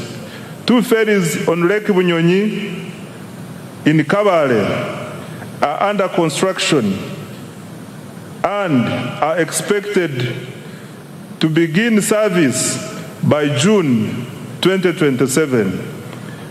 Preliminary works for the Bukasa Inland Port are nearly complete, paving the way for commencement of the actual construction. On railway transport, Mr. Speaker, government has commenced construction of the 273-kilometer standard gauge railway from Maraba to Kampala. Upon completion, container transport costs from Mombasa to Kampala are projected to fall from about $3,500 to roughly $1,600, and transit time from 5 days to 1 day. Rehabilitation of the Tororo-Guru meter gauge railway reached 66% completion, while the Kampala-Mukono section has been complete. On air transport, Mr. Speaker, with regard to air transport, physical works for Kabalega International Airport are complete. Government is now finalizing operational requirements to get the airport ready for first oil and AFCON 2027. Construction of Kidepo International Airport is underway to boost tourism in Karamoja. Phase 1 of Entebbe International Airport's rehabilitation and expansion is complete, with a new passenger terminal and expanded cargo facility. The passenger terminal capacity has risen from 2.0 million to 3.5 million travelers per year. 12 regional aerodromes have been maintained to support regional connectivity for tourism and trade. Government is strengthening Uganda Airlines as critical transport infrastructure to enhance international connectivity for tourism, trade, investment, and the diaspora. In order to enhance operational efficiency, expand and modernize the fleet, government is further capitalizing the airline by acquiring 8 additional new passenger aircrafts. The financial year 2026-2027 priorities for transport are the following. Mr. Speaker, Uganda shillings 8.79 trillion has been allocated next financial year for transport infrastructure development, and the priority areas will include: number 1, construction of the Maraba-Kampala standard gauge railway and completion of rehabilitation of the meter gauge railway. Number 2, construction, upgrade and maintenance of national, city, district, urban and community access roads. Number 3, construction and maintenance of strategic bridges. 4, development of water transport systems such as ferries and ports. 5, operationalization of Kabalega International Airport and continued upgrade of regional aerodromes. And 6, expansion of the Uganda Airlines. I now come to the energy development. Mr. Speaker, sir, reliable and affordable energy is essential for industrialization and socio-economic transformation. Government continues to invest heavily in electricity generation, transmission, and distribution infrastructure. In financial year 2025-2026, government achieved the following in energy development. 1, continued development of hydro, solar, and other energy projects, alongside preparatory work for future nuclear investments. Installed generation capacity now stands at 2,098 megawatts, and the government's medium to long-term target is 52,482 megawatts to support industrialization, urbanization, and economic growth. 2, continued expansion of energy transmission and distribution infrastructure. Completed and continued construction of multiple lines, including the Kole-Guru-Nebi-Arua line, 132 kV, the Kampala Metropolitan Transmission Line, 132 kV, including 2 associated mobile substations, Mirama, Kabale, 132 kV, Karuma Tororo, 400 kV, Tororo Resource, 400 kV, Mutundu Entebbe, 132 kV, and Lira Guru Agago, 132 kV. Good progress has also been made on substations serving industrial parks in Mbale, Kapeka, and the Kabalega Petrochemical Industrial Park. 3, the share of households in rural areas connected to green hydropower sites expected to generate 5 megawatts of electricity. These sites will be completed in March 2027 and will provide reliable power to very hard to reach and remote areas. Further, under the Electricity Access Scale-Up Project, 419,592 off-grid solar connections have been made countrywide. Financial year 2026-2027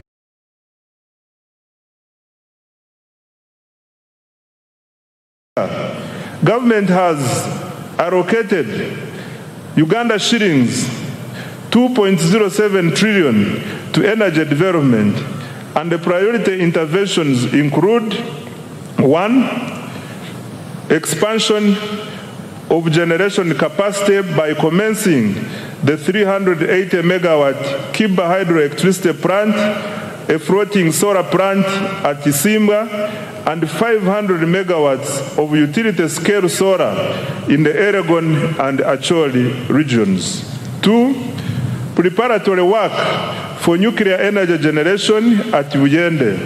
3, expansion of transmission and associated substation infrastructure. 4, rural electrification. And 5, industrial power connections. I now come to investing in the people.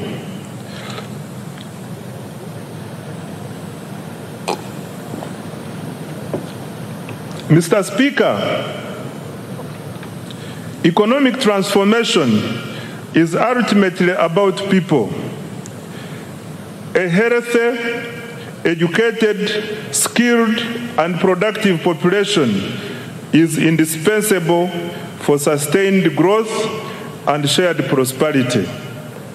That is why government continues to allocate a large share of the discretionary budget to human capital development, i.e. health, education, water and sanitation, and social protection. During financial year 2025-2026, the following milestones were achieved. Under health, Mr. Speaker, government sustained its policy of progressively increasing investment in essential medicines and health supplies. Accordingly, funding through the national medical stores was increased by Uganda shillings 145.33 billion to Uganda shillings 862.93 billion in financial year 2025-2026. Government will continue to increase domestic financing for essential health commodities with the aim of substantially reducing reliance on donor support. This will guarantee uninterrupted access to essential medicines like antiretroviral medicines, antimalarial drugs, vaccines, immunization supplies, laboratory commodities, and anti-tuberculosis medicines. Government continued to modernize healthcare infrastructure and equipment. During the year, 17 regional referral hospitals and 25 general hospitals were equipped with neonatal intensive care units. In addition, 14 regional referral hospitals received CT scan machines.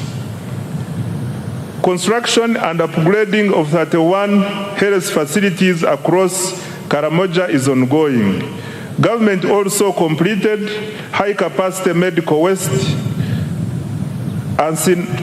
incinerators in Fort Portal, Guru, Mbarara, KCCA, and Lira. Busorwe, Gombe, Kaworo hospitals were also rehabilitated. Right Honorable Speaker, government continued to promote preventive health care through immunization, disease prevention, and nutrition programs. Immunization coverage for children under 1 year reached 94%, while first dose measles, rubella coverage reached 93%.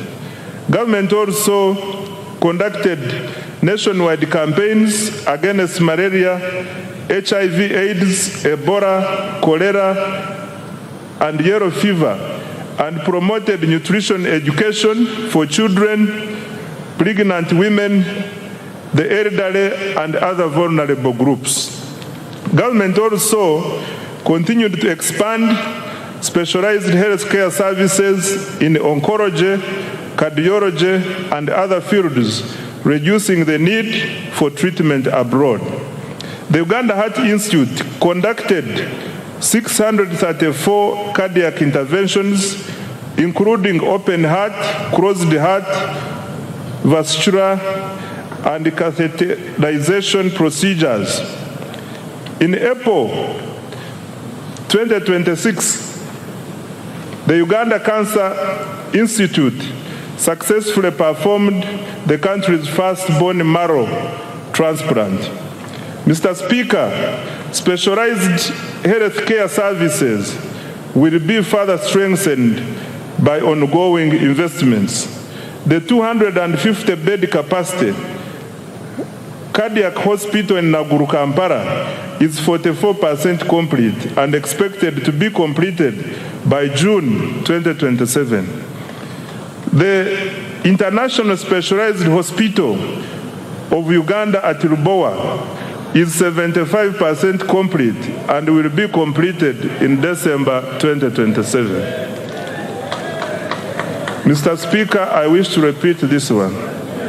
The International Specialized Hospital of Uganda at Lubowa is 75% complete and will be completed in December 2027.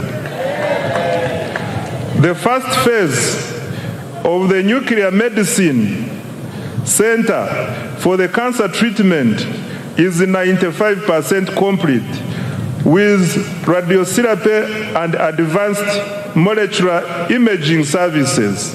Phase 2 of the PET Center is 10% complete. Regional cancer centers in Mbarara, Arua, and Mbale are under construction, while the Guru Center is fully operational. Other achievements in the health sector include: 1. Expansion of the national e-health digital infrastructure to support telemedicine, health information management, medicine tracking, and monitoring of health workers' performance. Number 2, strengthening the national ambulance and emergency care system through the deployment of additional ambulances. Mr. Speaker, the priorities under the health sector for financial year 2026-2027 are the following. Government has allocated Uganda shillings 5.23 trillion for the health sector in financial year 2026-2027. The funding will focus on number 1, maternal and child health, 2, nutrition improvement, 3, expanded immunization, 4, prevention and treatment of non-communicable diseases, 5, provision of essential medicines, 6, strengthening specialized healthcare services, 7, improving emergency response systems, 8, exploring feasible pathways towards universal health coverage. I now come to water and sanitation. Mr. Speaker, access to clean and safe water remains fundamental to public health. Human dignity and economic productivity. Government has therefore continued investing heavily in water supply and sanitation infrastructure across the country. Access to improved water sources continues to expand, with 71% of households now having access. Coverage stands at 68% in rural areas and 74.5% in urban areas. Mr. Speaker, during financial year 2025-2026, safe water access was extended to 553 villages. Over 200 large solar-powered water and sanitation systems, several public sanitation facilities, and fecal sludge treatment plants were completed in several districts. In addition, a number of urban water systems were expanded. Government has allocated Uganda shillings 1.013 trillion in financial year 2026-2027 to further expand access to safe water and sanitation services across the country. The objective is to ensure universal access to safe water and sanitation services. I now come to education, skills, and sports. Mr. Speaker, education remains the most powerful instrument for social mobility and long-term economic transformation. During the financial year 2025-2026, the following milestones have been achieved in the education sector. 1, in order to expand access to education, government continued financing universal primary education, UPE, and universal secondary education, USE. Approximately 9.52 million learners benefited from UPE, while about 995,116 learners benefited from universal secondary education and universal post-O-level education and training. 2, government completed construction of 90 additional seed secondary schools, expanded 54 existing schools, and operationalized 259 seed schools. 3, in preparation for AFCON 2027, Hoima Stadium has been completed, upgrades to Nambole Stadium are progressing well, and other required tournament facilities remain on schedule. Further construction of Akibwa Stadium is on schedule.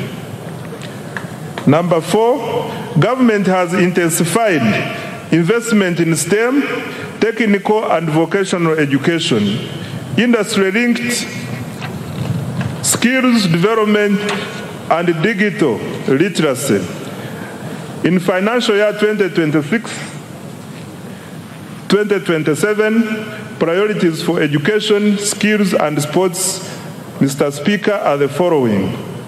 Next year, government has allocated Uganda shillings 6.66 trillion to further improve education of Ugandans. Priorities will include: number one, access to quality UPE and USE. Number two, strengthening STEM and vocational education. 3, improving teacher welfare and training with emphasis on pre-primary teachers. 4, curriculum reform. 5, strengthening public universities and research institutions. And 6, completing critical sports infrastructure for AFCON 2027. Mr. Speaker, beginning financial year 2026-2027, an additional Uganda shillings 568.65 billion has been allocated to enhance salaries for primary school teachers and arts teachers in secondary schools and BTVET institutions. I now come to social protection and inclusive development.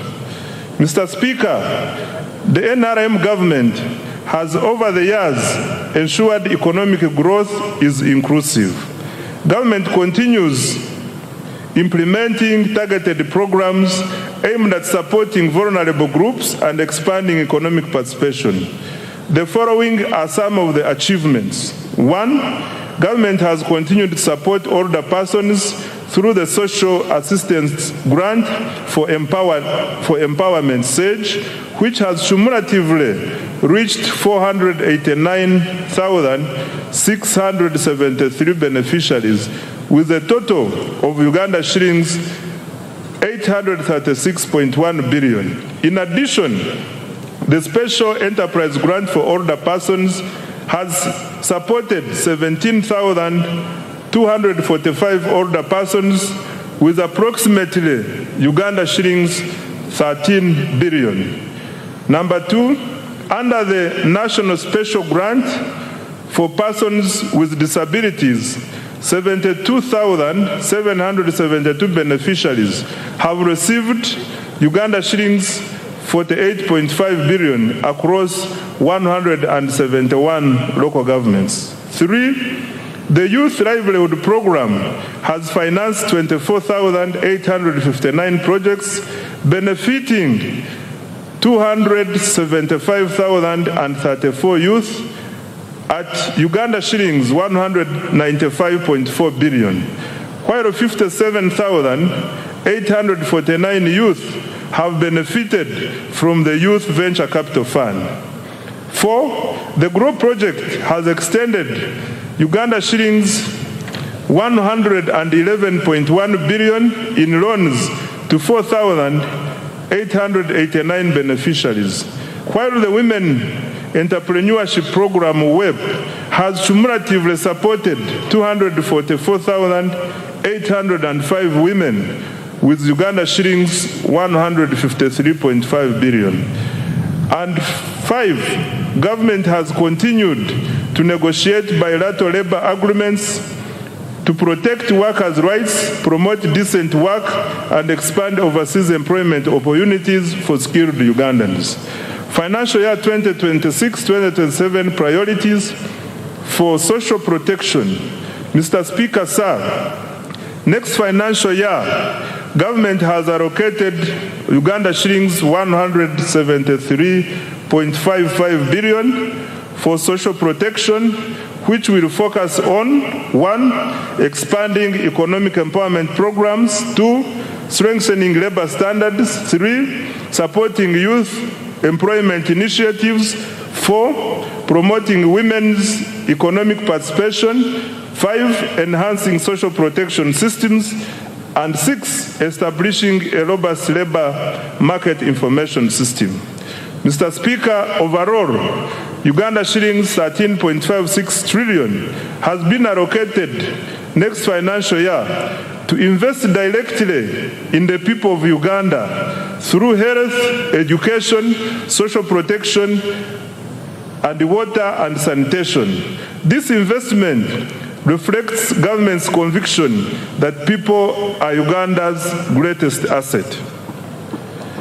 Enabler 4, industrial development and manufacturing.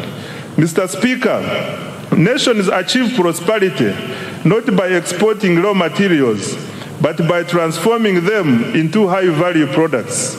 For this reason, government places high priority on industrial development, manufacturing, and value addition. Mr. Speaker, besides government investment in manufacturing under the ATMs already highlighted, the following milestones have been achieved in this financial year. 1, government continued investing in the development of industrial parks. The aim is to lower investors' establishment and operating costs and drive industrial growth. As a result, the number of formal factories has cumulatively risen from 10,437, of which 6 have cumulatively risen to 10,437, of which 690 are located within industrial parks. 2, government continued capitalizing Uganda Development Corporation to de-risk private investment in critical areas. UDC's capital investment have surpassed Uganda shillings 1.5 trillion with co-investments across key value chains, including textile,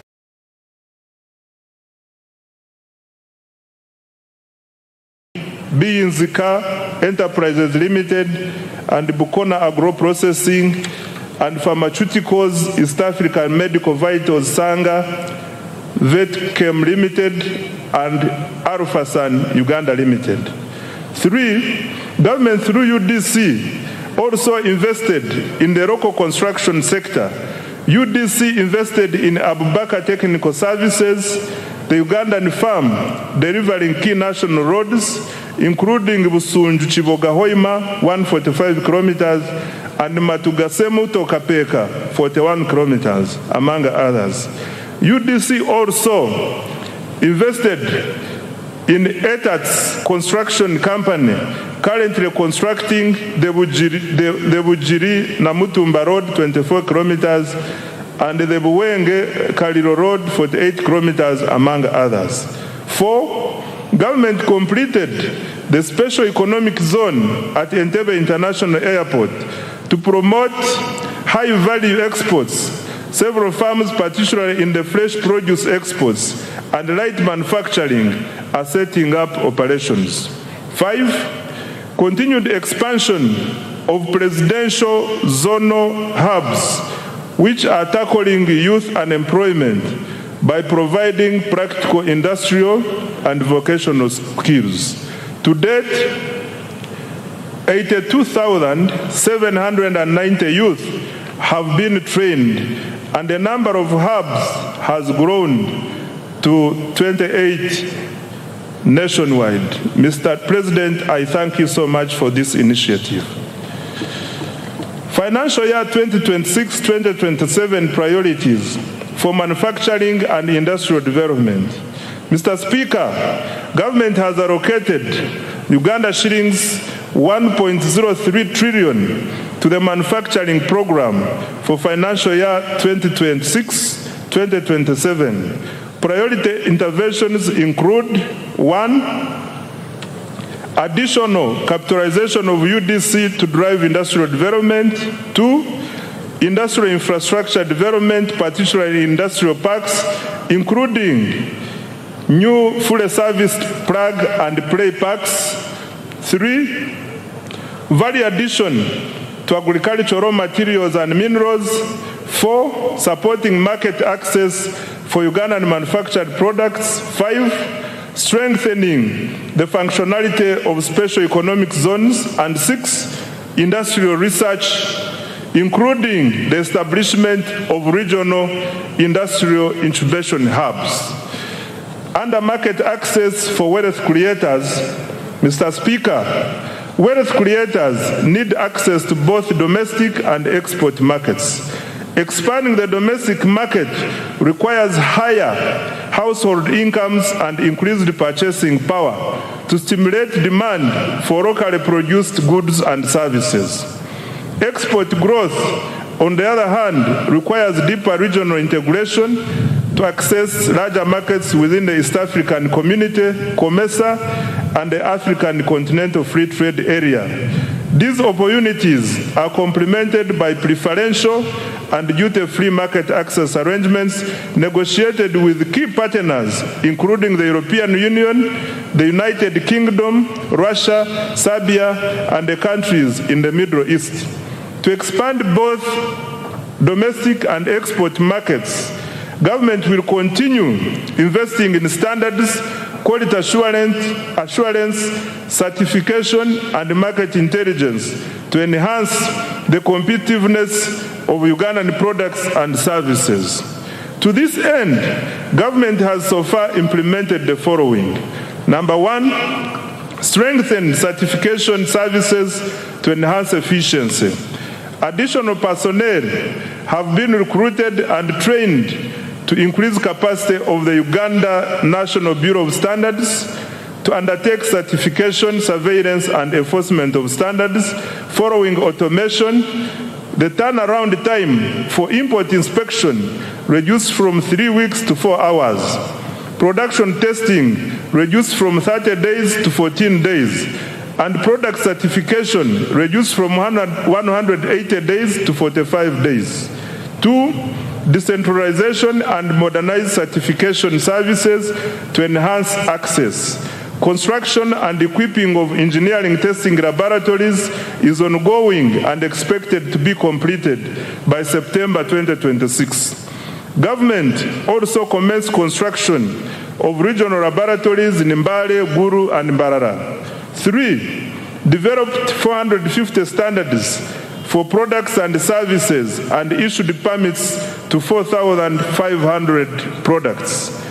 4, trained 750 micro, small, and medium enterprises in value addition and processing and certified 750 products.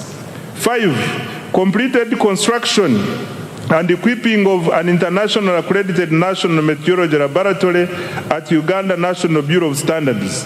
The laboratory is being used to calibrate equipment used in the National Food Safety Laboratory and other agro-food processing laboratories and industries. 6, commenced operations of the Petroleum Laboratory in January 2026. Over 40 product samples of petroleum products have since been tested. Mr. Speaker, priority interventions for financial year 2026-27 include 1, development of quality assurance infrastructure, the euro 163.56 million enhancement agricultural production, quality and standards for market access project.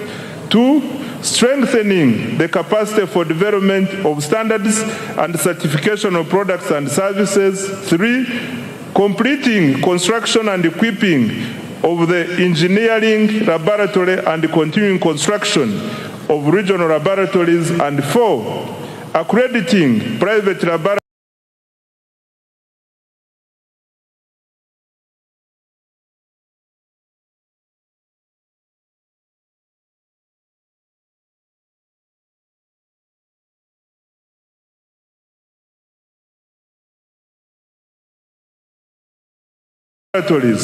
to increase access. I now come to emergency relief items for affected households. Government also invested heavily in water for production facilities to protect our farmers during drought. Mr. Speaker, sir, in order to protect and restore wetlands, government undertook the demarcation of 104 kilometers of wetland boundaries and restored 15,000 hectares of degraded wetlands. A total of 8,319 hectares of graded Central Forest reserves were demarcated alongside 404 kilometers of forest boundaries to enhance the protection and management of forest resources.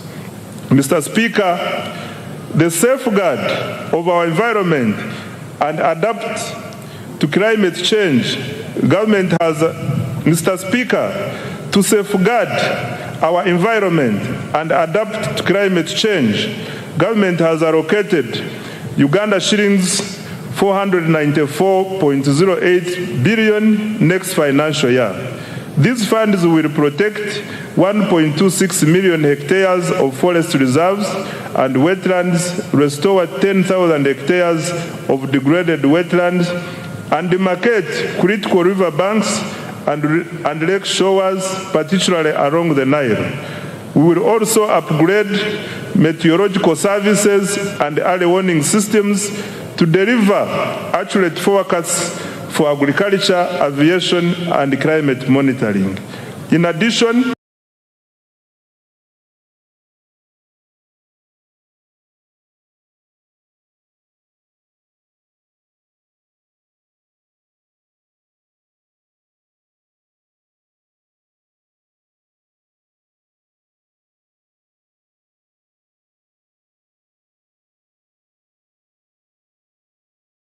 been allocated to the contingency fund to strengthen our national disaster response next financial year. I now come to administration of justice. Mr. Speaker, under the administration of justice program, the following achievements were recorded.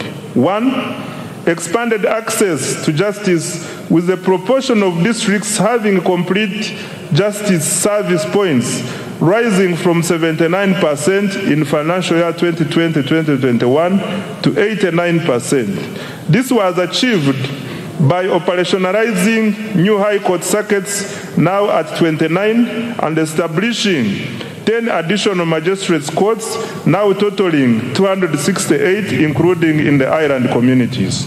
2, decentralization of the Court of Appeal is underway in Mbarara and Guru to improve regional access to appellate justice.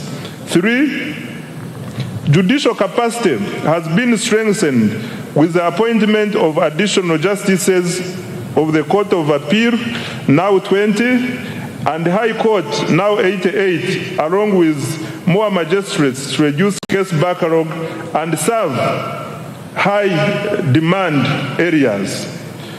4, resolution of commercial disputes has improved. Between 2023 and 2025, the judiciary disposed of 38,102 commercial and land cases worth Uganda shillings 14.47 trillion, unlocking capital and boosting economic activity and investment. Promotion of alternative dispute resolution has been scaled up, resolving over 8,000 cases in financial year 2025-2026. Alongside nearly 25,000 small claims matters worth Uganda shillings 19.5 billion. 6, mobile courts have been deployed to hard-to-reach and refugee hosting areas, bringing hearings into communities to accelerate case resolution and improved access to justice.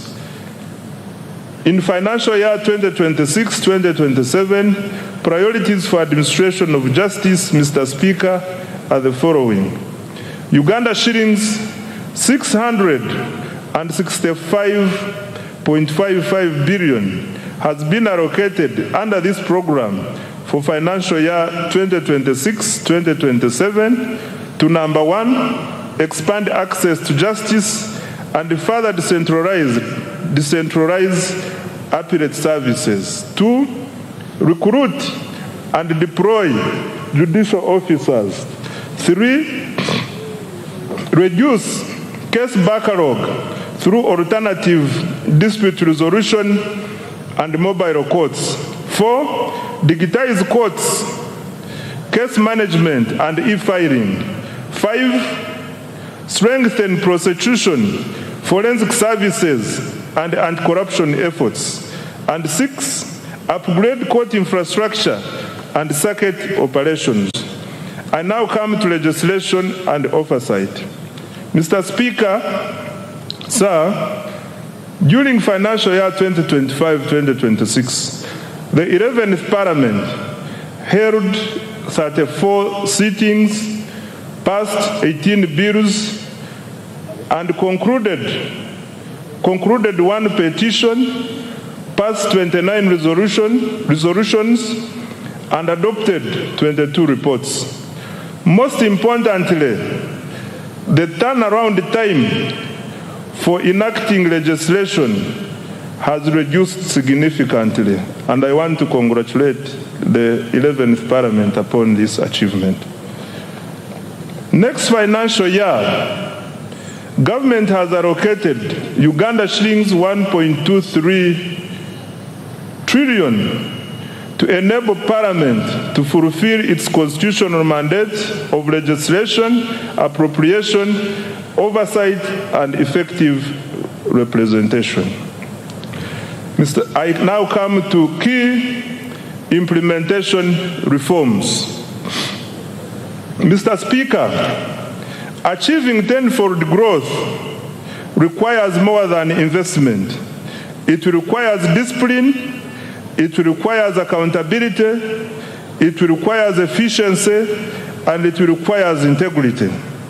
Government will therefore undertake a comprehensive implementation reform agenda aimed at eliminating waste, corruption, delays, and inefficiency. In this regard, government is implementing a cleanup. This means enforcement of the laws and regulations to ensure institutional effectiveness, leading to improved service delivery and public trust. The specific priorities in the cleanup include: 1, enforcement of budget discipline and accountability.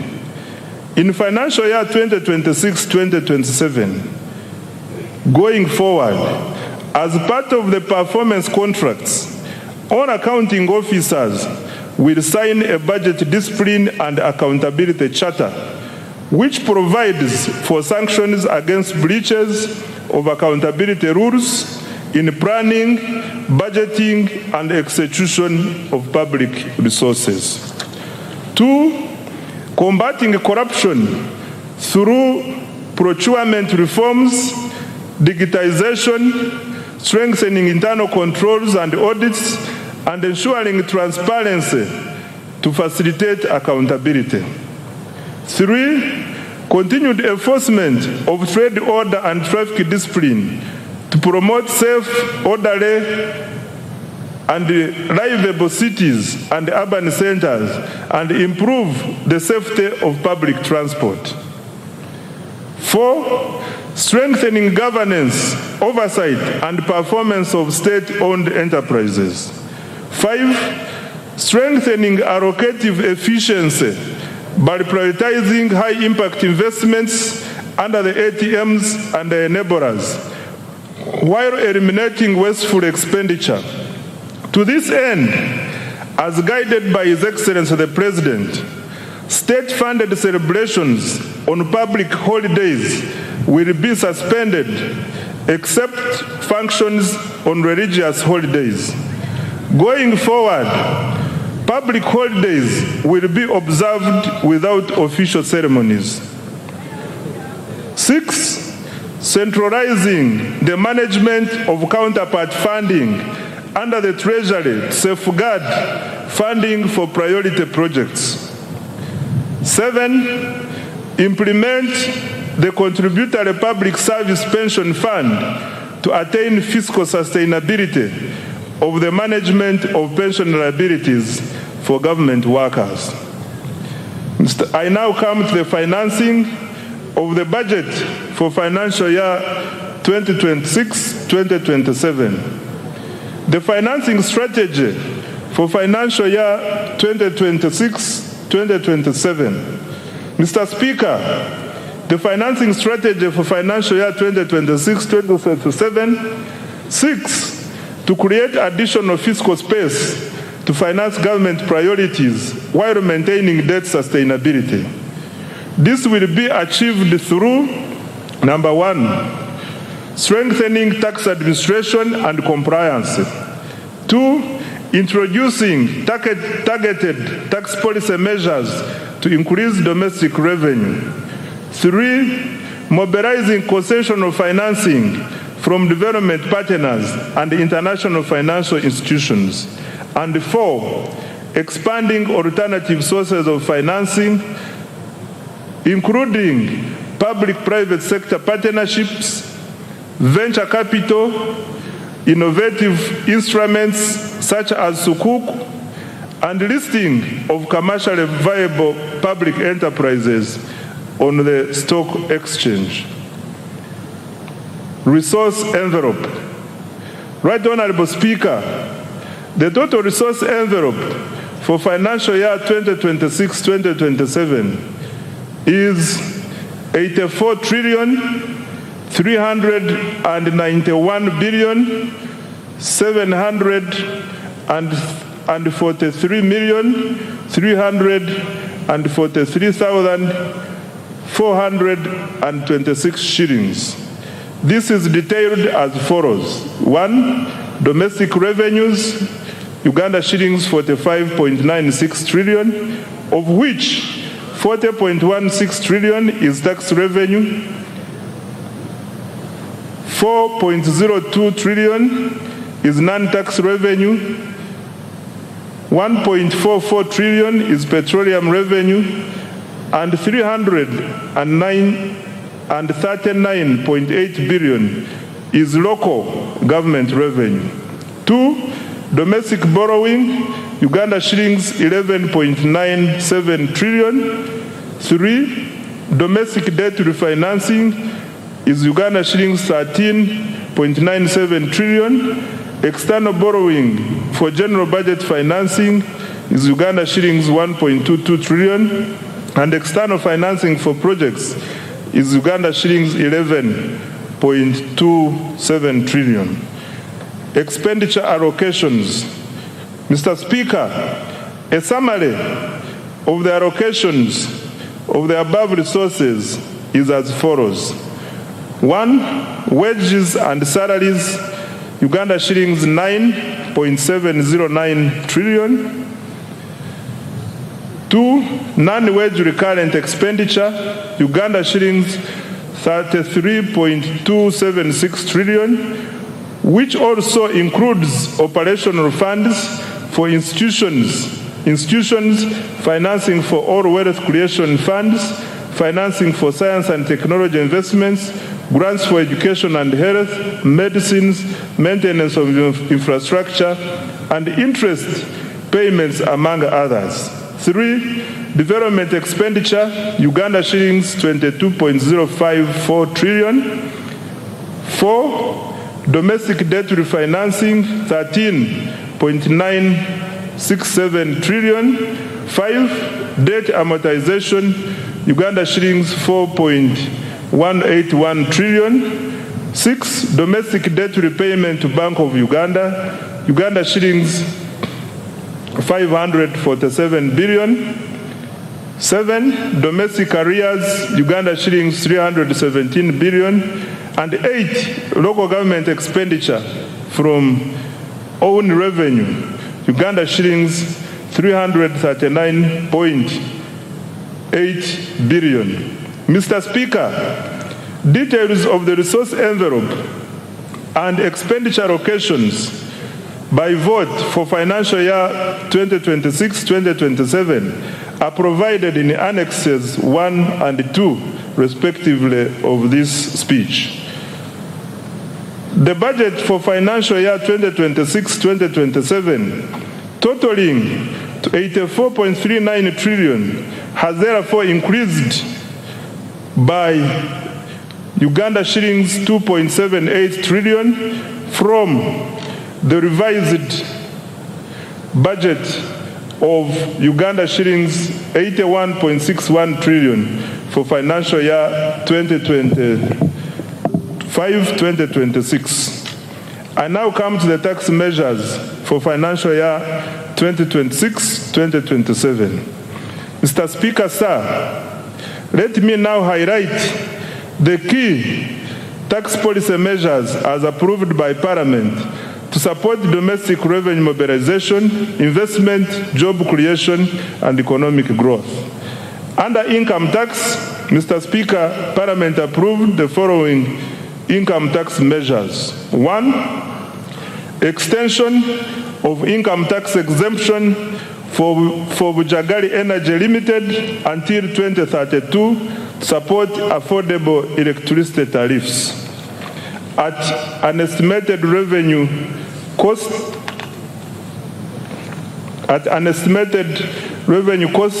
of Uganda shillings 115 billion per annum. 2, increase in the pay-as-you-earn threshold from Uganda shillings 235,000 to Uganda shillings 335,000 per month to raise take-home pay for low-income workers at an estimated revenue cost of Uganda shillings 96 billion. 3, introduction of a 5% withholding tax on payment of interest to foreign lending institutions to ensure equitable taxation of interest income. 4, provision for individuals to file and pay rental income tax monthly to improve voluntary compliance and reduce tax arrears. 5, introduction of a tax holiday for developers of hotels and other ultra-luxury tourism facilities investing at least United States dollars 10 million for foreign investors and United States dollars 5 million for Ugandan investors.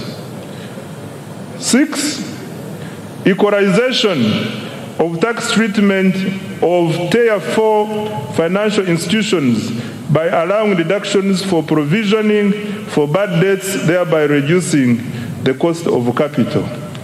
Under value-added tax VAT, Mr. Speaker, Parliament approved the following VAT measures. 1, increase in the annual VAT threshold from Uganda shillings 150 million to Uganda shillings 300 million to ease compliance for small businesses and improve tax administration efficiency. This measure is projected to generate Uganda shillings 349 billion. 2, extension of VAT deferment to inputs used in iron ore processing to support mineral value addition and industrialization. Under excise duty, Mr. Speaker, Parliament approved the following excise duty measures. 1, increase in excise duty on diesel and petrol by Uganda shillings 200 per litre to generate Uganda shillings 450 billion in revenue. 2, increase in excise duties on selected products as follows. 1, alcoholic drinks like Uganda Waraji, Black Label, Cognat, and Amarula from Uganda shillings 1,700 to Uganda shillings 3,500 per litre to generate Uganda shillings 85 billion. 2, motorcycles at first registration from Uganda shillings 200,000 to Uganda shillings 500,000 to generate 26 billion. 3, single-use plastics from 2.5% or US dollars 70 per ton to 25% or US dollars 1,500 per ton to protect the environment and raise 10 billion. 4, cooking oil from Uganda shillings 200 to Uganda shillings 400 per litre to generate 25 billion. 5, cement from Uganda shillings 500 to Uganda shillings 750 per 50 kilograms per bag to generate 15 billion. And 6, sugar from Uganda shillings 100 to Uganda shillings 200 per kilogram to generate 25 billion. Introduction of excise duty on selected products as follows. 1, locally manufactured paints and varnishes at 3% or shillings 50 per litre or kilogram, whichever is higher, and imported paints and varnishes at 10% or Uganda shillings 2,000 per litre, whichever is higher, to generate 24 billion. And cooking fat at shillings 500 per litre or kilogram to generate 15 billion. On stamp duty, Mr. Speaker, a modest stamp duty has been introduced on the first registration and transfer of motor vehicles and motorcycles as follows. 1, motorcycles, tricycles, and quadricycles, Uganda shillings 30,000. And 2, any other motor vehicle, Uganda shillings 200,000. This will generate Uganda shillings 30 billion. Under the Tax Procedures Code Act, Mr. Speaker, Parliament approved the following tax relief measures. 1, waiver of principal tax, penalty and interest owed by a taxpayer to URA as at 30th June 2016. 2, extension of the waiver of interest and penalties outstanding as at 30th June 2025, provided the principal tax is paid by 30th June 2027. On external trade, Mr. Speaker, Parliament approved an increase in environmental levy on imported used clothing from 15% to 30% of cost insurance and freight, CIF value, to support local manufacturing as well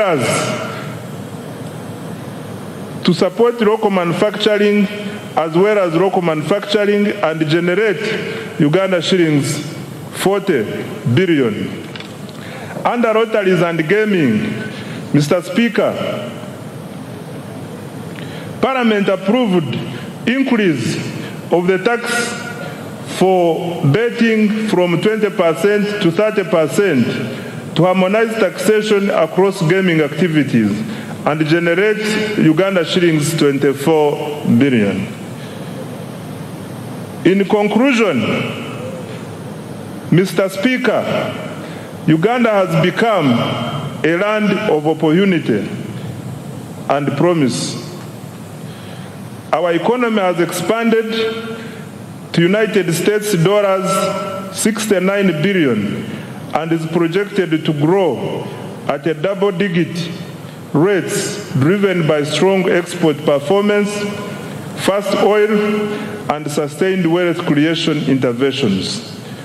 More importantly, this growth is increasingly translating into jobs, higher incomes, and better livelihoods for Ugandans. Investor confidence is rising, and the Ugandan diaspora is responding with increased remittances, investment, and active participation in our transformation.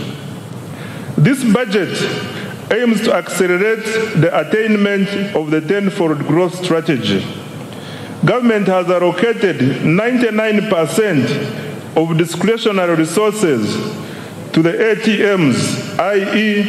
agro-industrialization, tourism development, mineral-based industrialization, and science, technology, and innovation, and their key enablers. This budget prioritizes production, productivity, value addition, exports, and job creation. I invite the private sector to take full advantage of these opportunities to create wealth. The budget launches Uganda into the Chisanja No More Sleep. The budget launches Uganda into the Chisanja No More Sleep. Every Ugandan must actively engage in wealth creation, and every leader must be accountable for transforming households and communities. I want to repeat this. The budget launches Uganda into the Chisanja No More Sleep. Every Ugandan must actively engage in wealth creation, and every leader must be accountable for transforming households and communities. The era of planning and debate is over. The era of implementation and results has begun. Our mission is clear: produce more, earn more, export more, and lift every household out of subsistence. I dedicate this budget to all wealth creators, especially the youth, whose energy, enterprise, and innovation will drive Uganda's transformation into a $5 billion economy. Right Honorable Speaker, I beg to move.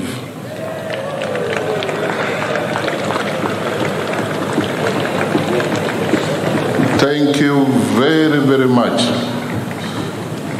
I was wondering what you were drinking. I realized it was Uzima water. That gave you extra strength.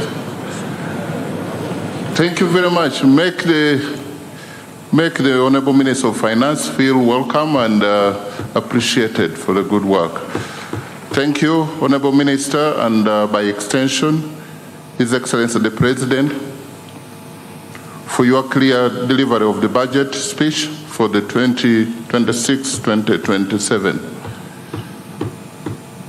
As I'm made aware already that every member of Parliament has a text, has the budget speech already. I urge you to take note of the government's budgetary priorities and related matters for the coming financial year. This will greatly inform our legislative oversight. Honorable Minister, thank you once again. I didn't know you could stand for that long. Item number 7, remarks by His Excellency the President. Honorable members and distinguished guests, I now take this singular honor to invite His Excellency the President to make his remarks, to take us through the budget speech. Your Excellency, we don't take your being here for granted. You're welcome.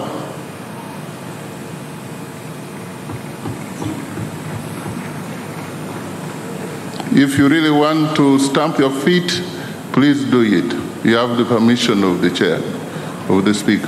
Thank you. Her Excellency the Vice President, thank you so much. Her Excellency the Vice President, the Right Honorable Speaker of Parliament,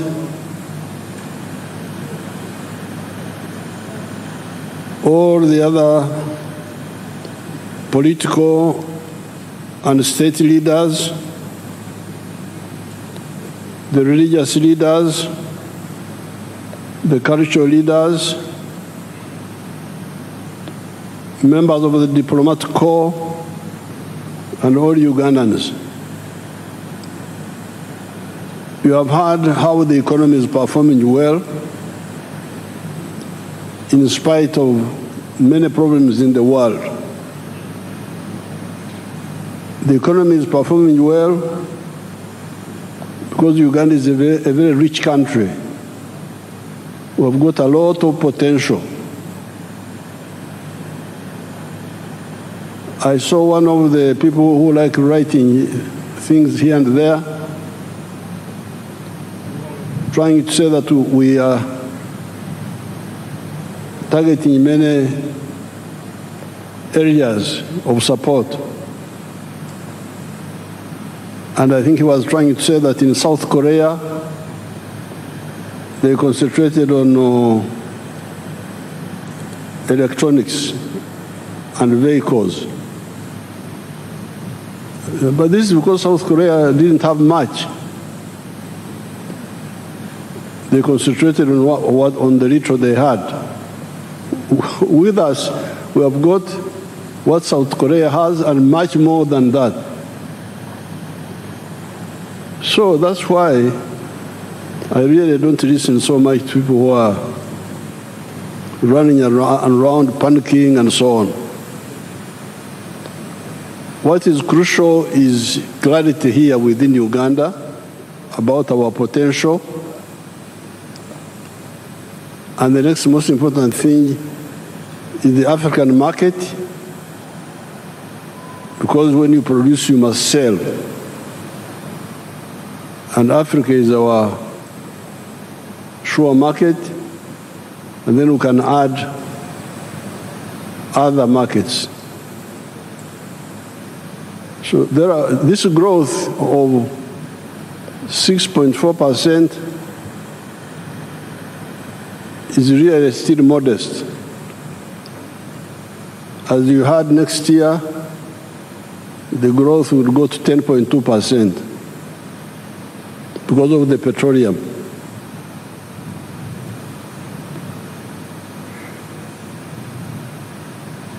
As you heard, the performance is good by world standards. But in my view, it can be stronger.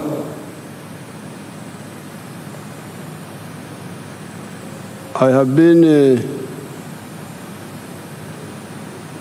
I'm from the communities of this place, indigenous communities here,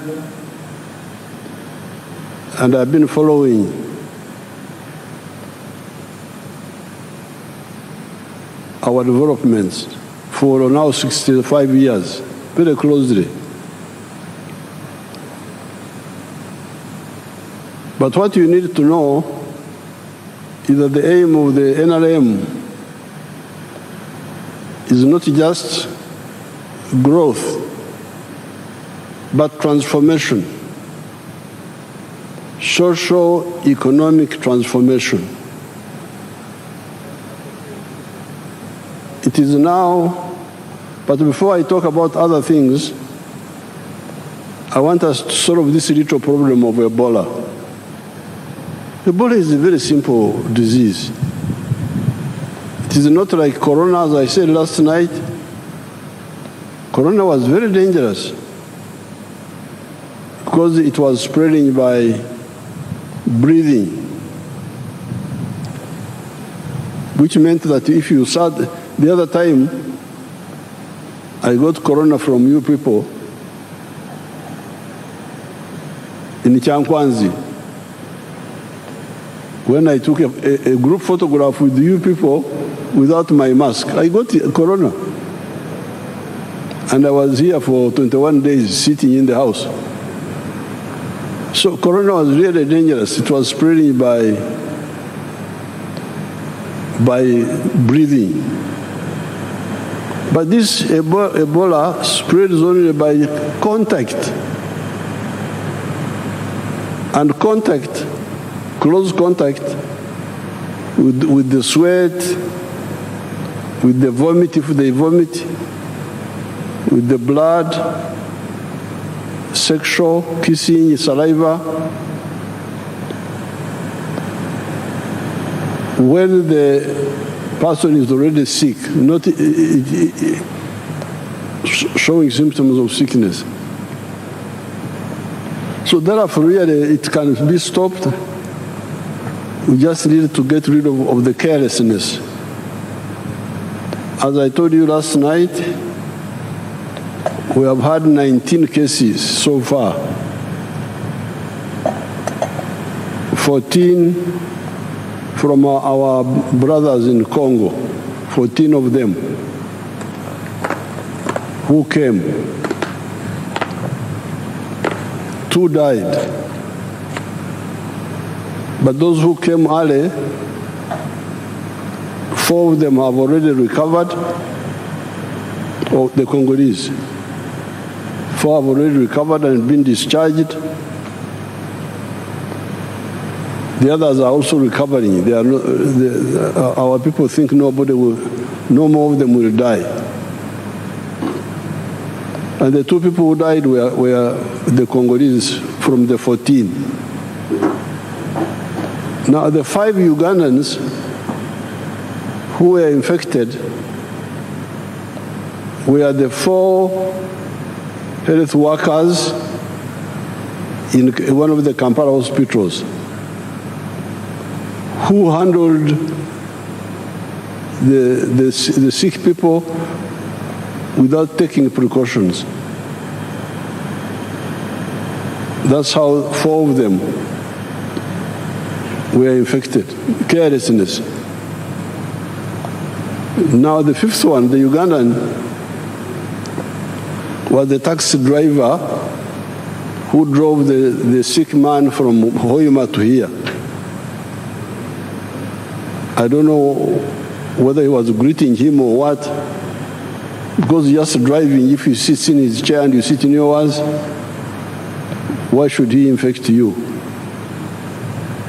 But fortunately, that driver has now recovered. So of the 4 who recovered, 4 of the 5 who recovered, 4 are Congolese, 1 is a Ugandan.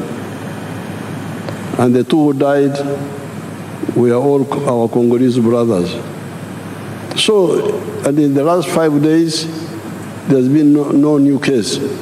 This is very simple. I'm really, I don't like people who don't take life seriously. Because if you want to achieve what you want to achieve, you must be very serious with your life. And part of life is health. If you have good health, you can be able to do what you want to do. The other day I was here, I was seeing you shaking hands, hugging. These are members of parliament now. Setting a bad example for all these Africans to get sick and then go in hospitals and so on, or die even. So please, I want to use this occasion to appeal to all the Ugandans to really finish this little problem of Ebola. Ebola is not a serious problem. Yes, there is no vaccine against Ebola yet.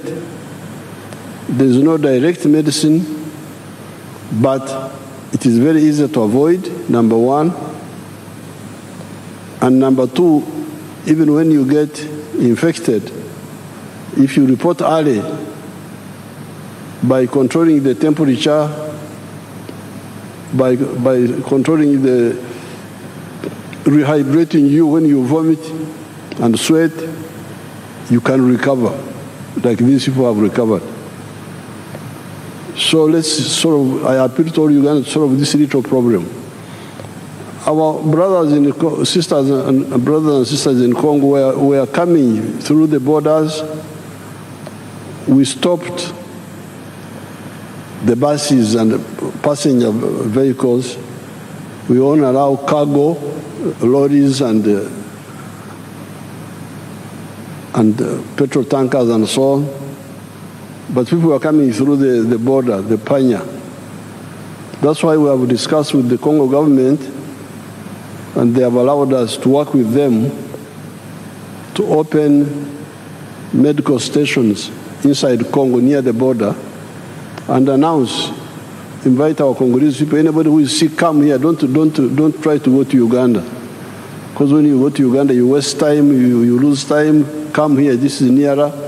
And we are doing the same here as we are doing in Uganda.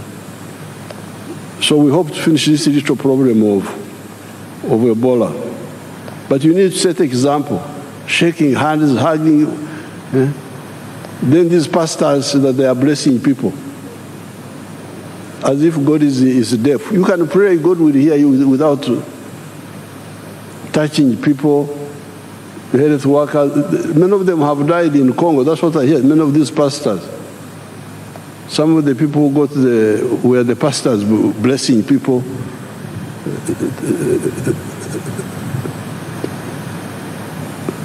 Now, coming to the budget, you need to get the strategic picture clearly. Strategic is when you plan to solve a problem from A to Z, the whole problem. Tactical is how you move from A to B. Now, the strategic aim of the NRM is to transform Ugandans. And I want to put it to you that it has taken a bit too long, although we have done well, but we could have done better. I was counting the years. It is now 132 years since the British came here. 132 years. The British came here in 1894 when they introduced their government here. Europe had started modernization. Capitalism had started.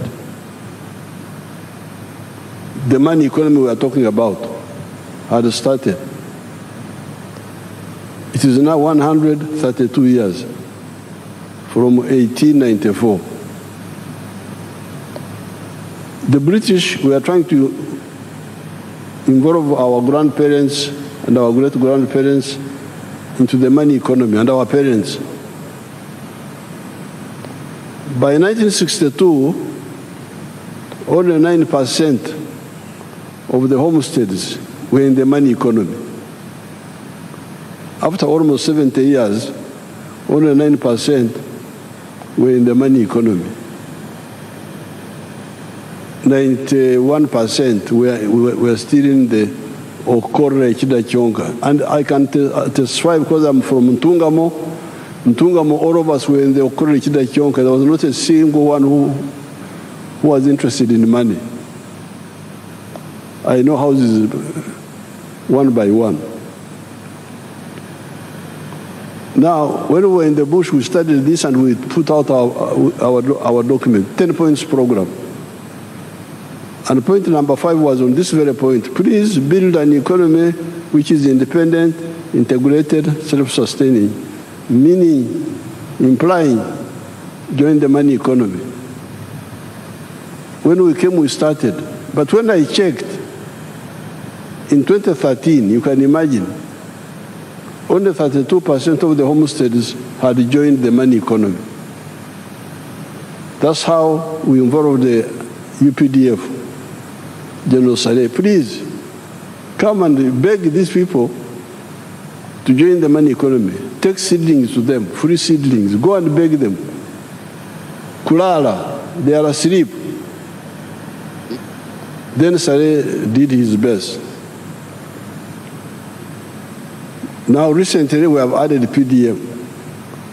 But with all this, it's now 67% of the homesteads who are in the money economy with some chibaro. 33% are still refusing to join the money economy. So this is the challenge. That's why we are saying, please, I'm really saying now, no more. We can't go on like this. And this is the work of the leaders. The leaders, the Banyankore say, Amushogomfu, no more. The eyes of the dead body are the eyes of the one who's carrying the dead body. If the one who's carrying the dead body falls in the pit, the body also will fall in the pit. I saw this. I'm here. I'm not a story. I am alive. We started with those Banyankwere who are very difficult, like the Karamojong, wild really, and we changed them by engaging them. So therefore, what we said the other time here, now that especially there's this cap money which is already there in the villages, all the leaders, certainly all the ministers, must take the lead in checking parish by parish what is happening to make sure that all these people stop kukongora, stop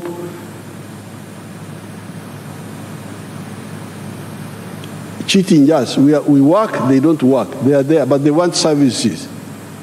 They want medicine, they want education, they want security, but they don't contribute. They're just sitting there in their homes and not engaging in the money economy. So although we have done very well, this very good performance the minister is talking about is by the 67% now. And all of them, not necessarily with the Chibaro. Some of them do without the Chibaro. But there are 33% who are wako pembeni, they are on the side. Suppose they were also part of this, would be much further. And as the minister Msasi told you, these people joining the money economy is crucial for two reasons. First of all, they get income. They get income, which means that their purchasing power goes up. Part of the problem of the purchasing power being low is because they don't have income.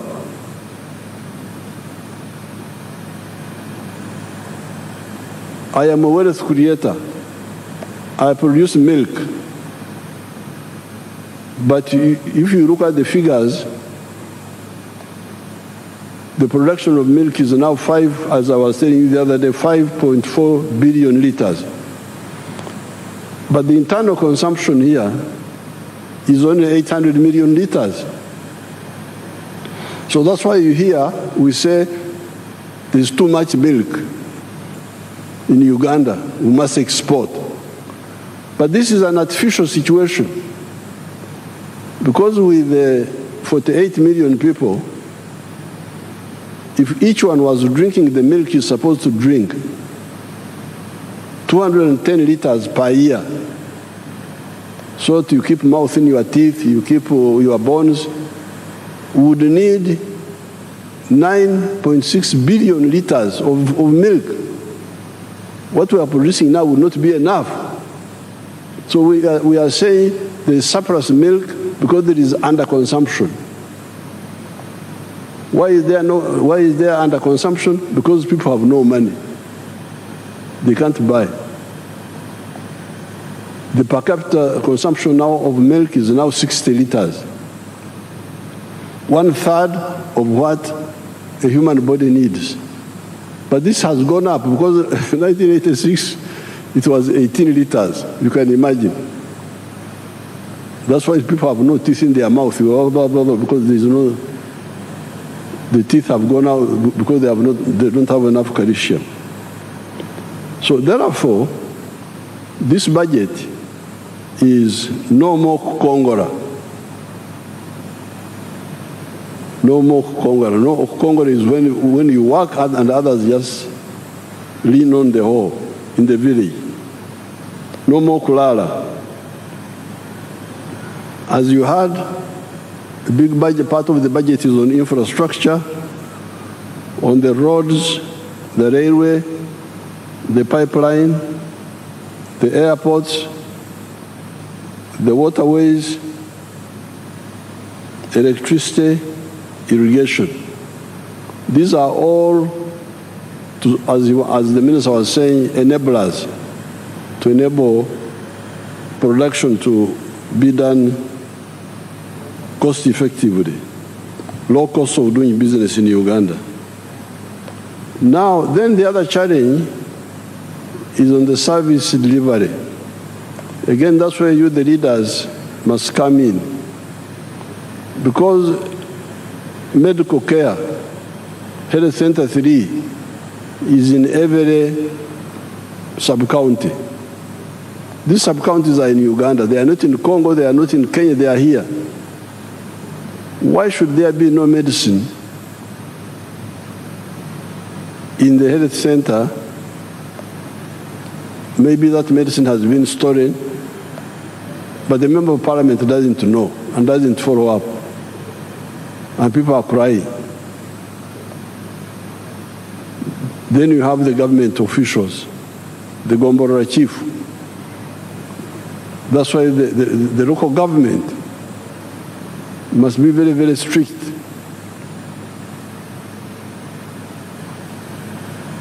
The Gombora chiefs, what are they doing? The GISO, there's somebody called the GISO. Have you heard of somebody called the GISO? He's also there. Drugs are being stolen, GISO is there. This is what I can no longer tolerate. The people of Uganda have given me authority a number of times now. I would have to, in the past I was a bit hesitant because I was saying maybe, especially for capital, there was no capital which was being given, but now the capital is there, PDM being stolen. During the elections, I was disturbing the former Minister of Local Government, Majezi, ringing him. I got campaign in Maracha. Instead of campaigning, people are saying, they have stolen our PDM money. I go from campaign now to, it becomes like a PDM tour. In Maracha, complaining. Then I ring Majezi, please Majezi, come. Maracha, people are I don't even know what happened there. Buko, I was in Buko. Or was it Kwen? I think it was Kwen. Same problem. Here in Kampala, Kawempe, Buambo, where PDM money was being stolen. What is the member of parliament doing? Even the opposition ones, the ones of the NRM, I will struggle with them. But even the opposition ones, as long as you are getting allowance from parliament,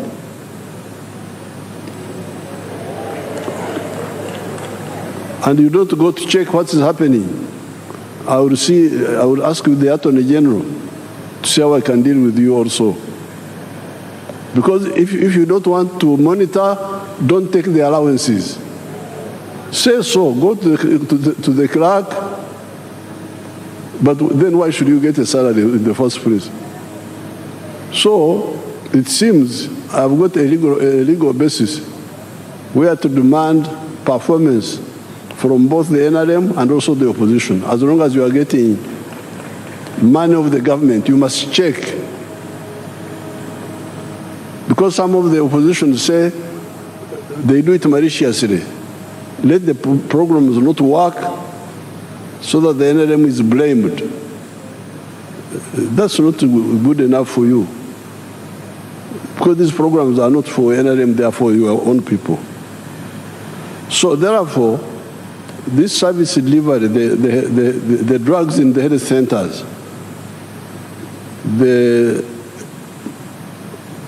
justice, corruption, security, law and order, the infrastructure of leadership is there. Member of parliament for every constituency, LC3 for every sub-county, those are paid. The ones who are not paid, I don't blame them so much. The LC2 is not paid, so I don't have to blame him. But the LC3, the member of parliament, the councillor, these are all paid people. They must monitor, and then the government people must monitor. And local government must monitor them, the chief administrative officer. That's why I put in local government some people that people have been saying they are cantankerous, quarrelsome, like Barugahara and Namere. Namere is famous for quarreling, so you go and quarrel with them.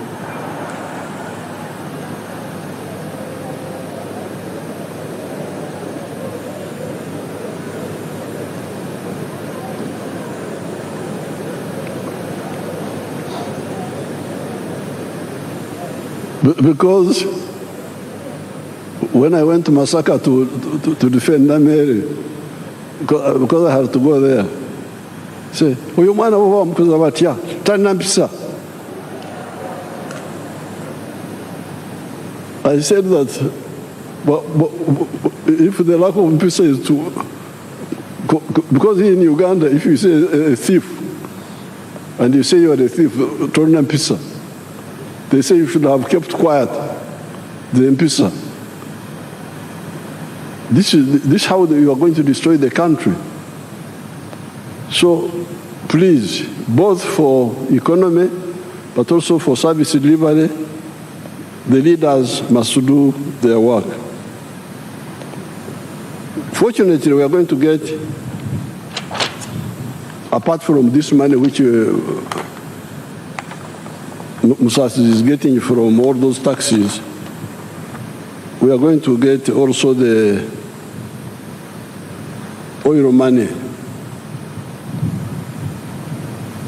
The government will be getting an extra $1.5 billion per year as its share of the government money. Now I'll discuss with you how to save this money first of all, to create a sovereign fund so that it can earn money, because that's how some countries like Norway have used their money very well. Instead of using it to buy perfumes and so on,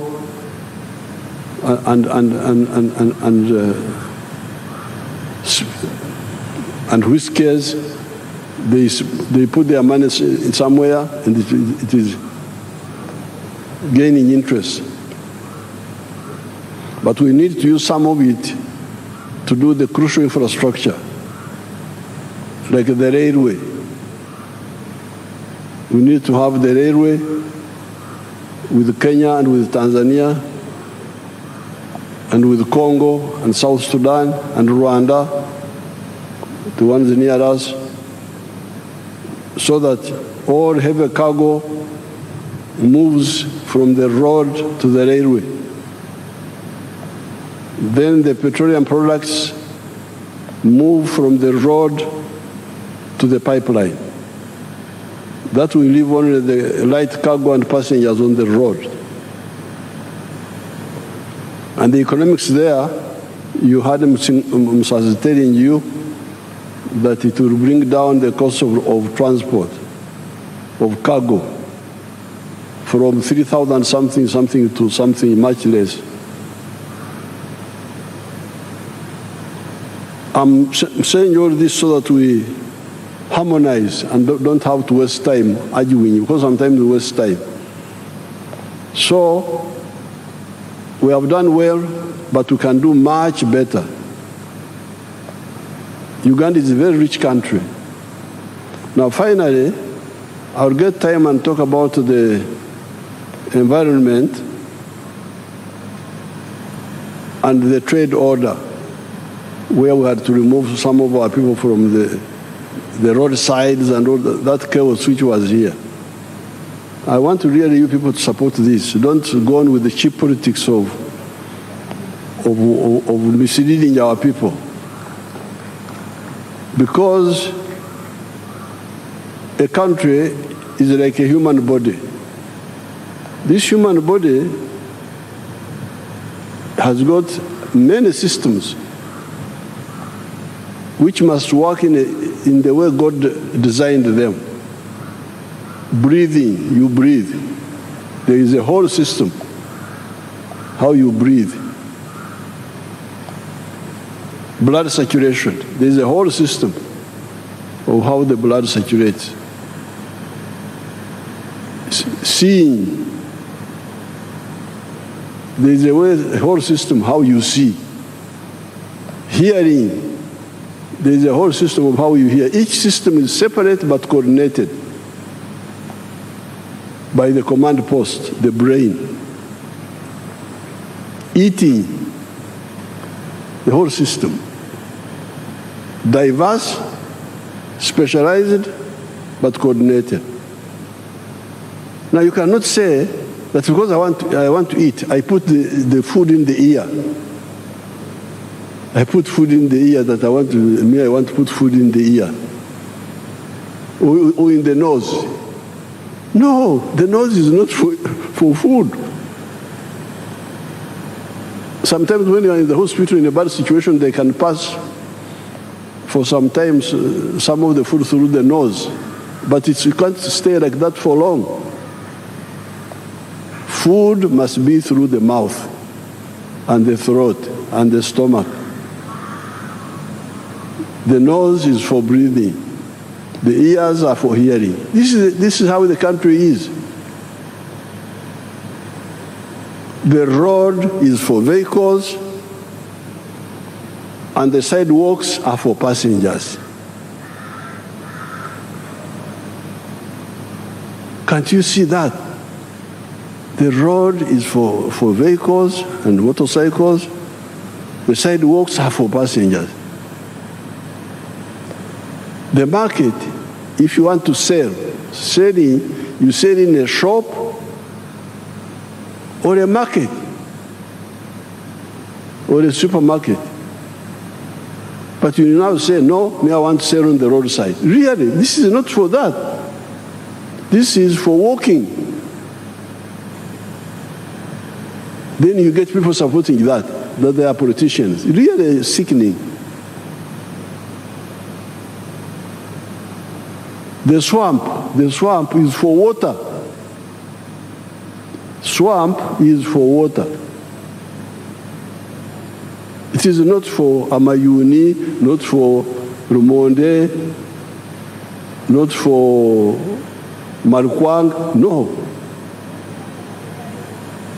It is for water. It's for water. And that swamp is a savior. We are here. We have been here for 4.5 million years.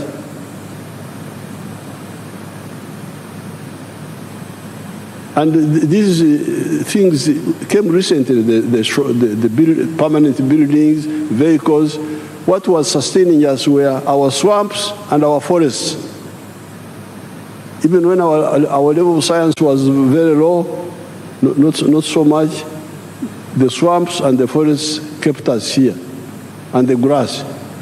Now you want to destroy that, and you say you are a Ugandan? No. What are you looking for in the swamp? Swamp is for water.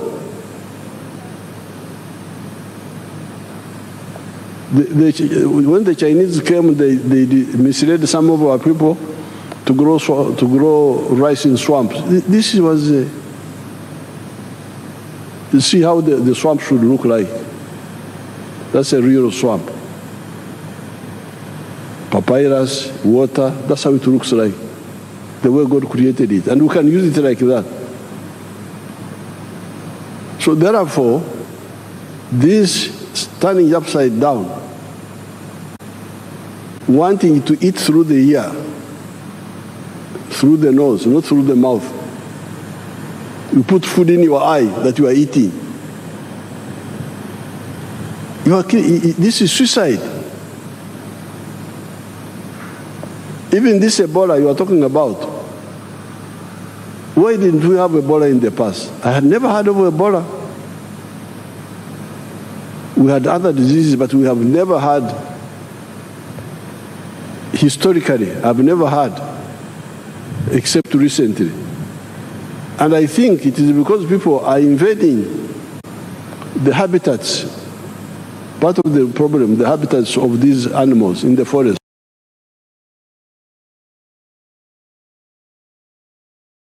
Bugoma forest, they showed it a bit here. See how criminal these people are. the ones you are defending. Bugoma Forest. They were showing it here, to put it back again. You see what damage they have done. That is, you see these criminals now. Look at the trees they are destroying. These are the people you are defending. What good are these? Whose interests are they serving? These are enemies of Uganda. But I will get time and write something on that. So for now, please let all the political leaders take the lead in getting our 33% of the people who are outside the money economy to join the money economy, do so with the Chibaro, then we deal with the others, value addition and so on, like the minister was saying. I thank you and I wish you good luck.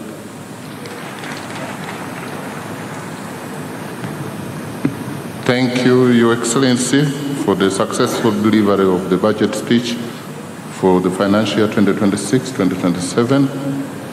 On behalf of Parliament, I pledge our commitment to effectively apply our mandate to realize all your progressive intentions for our beloved country and its gallant citizens. Adjournment.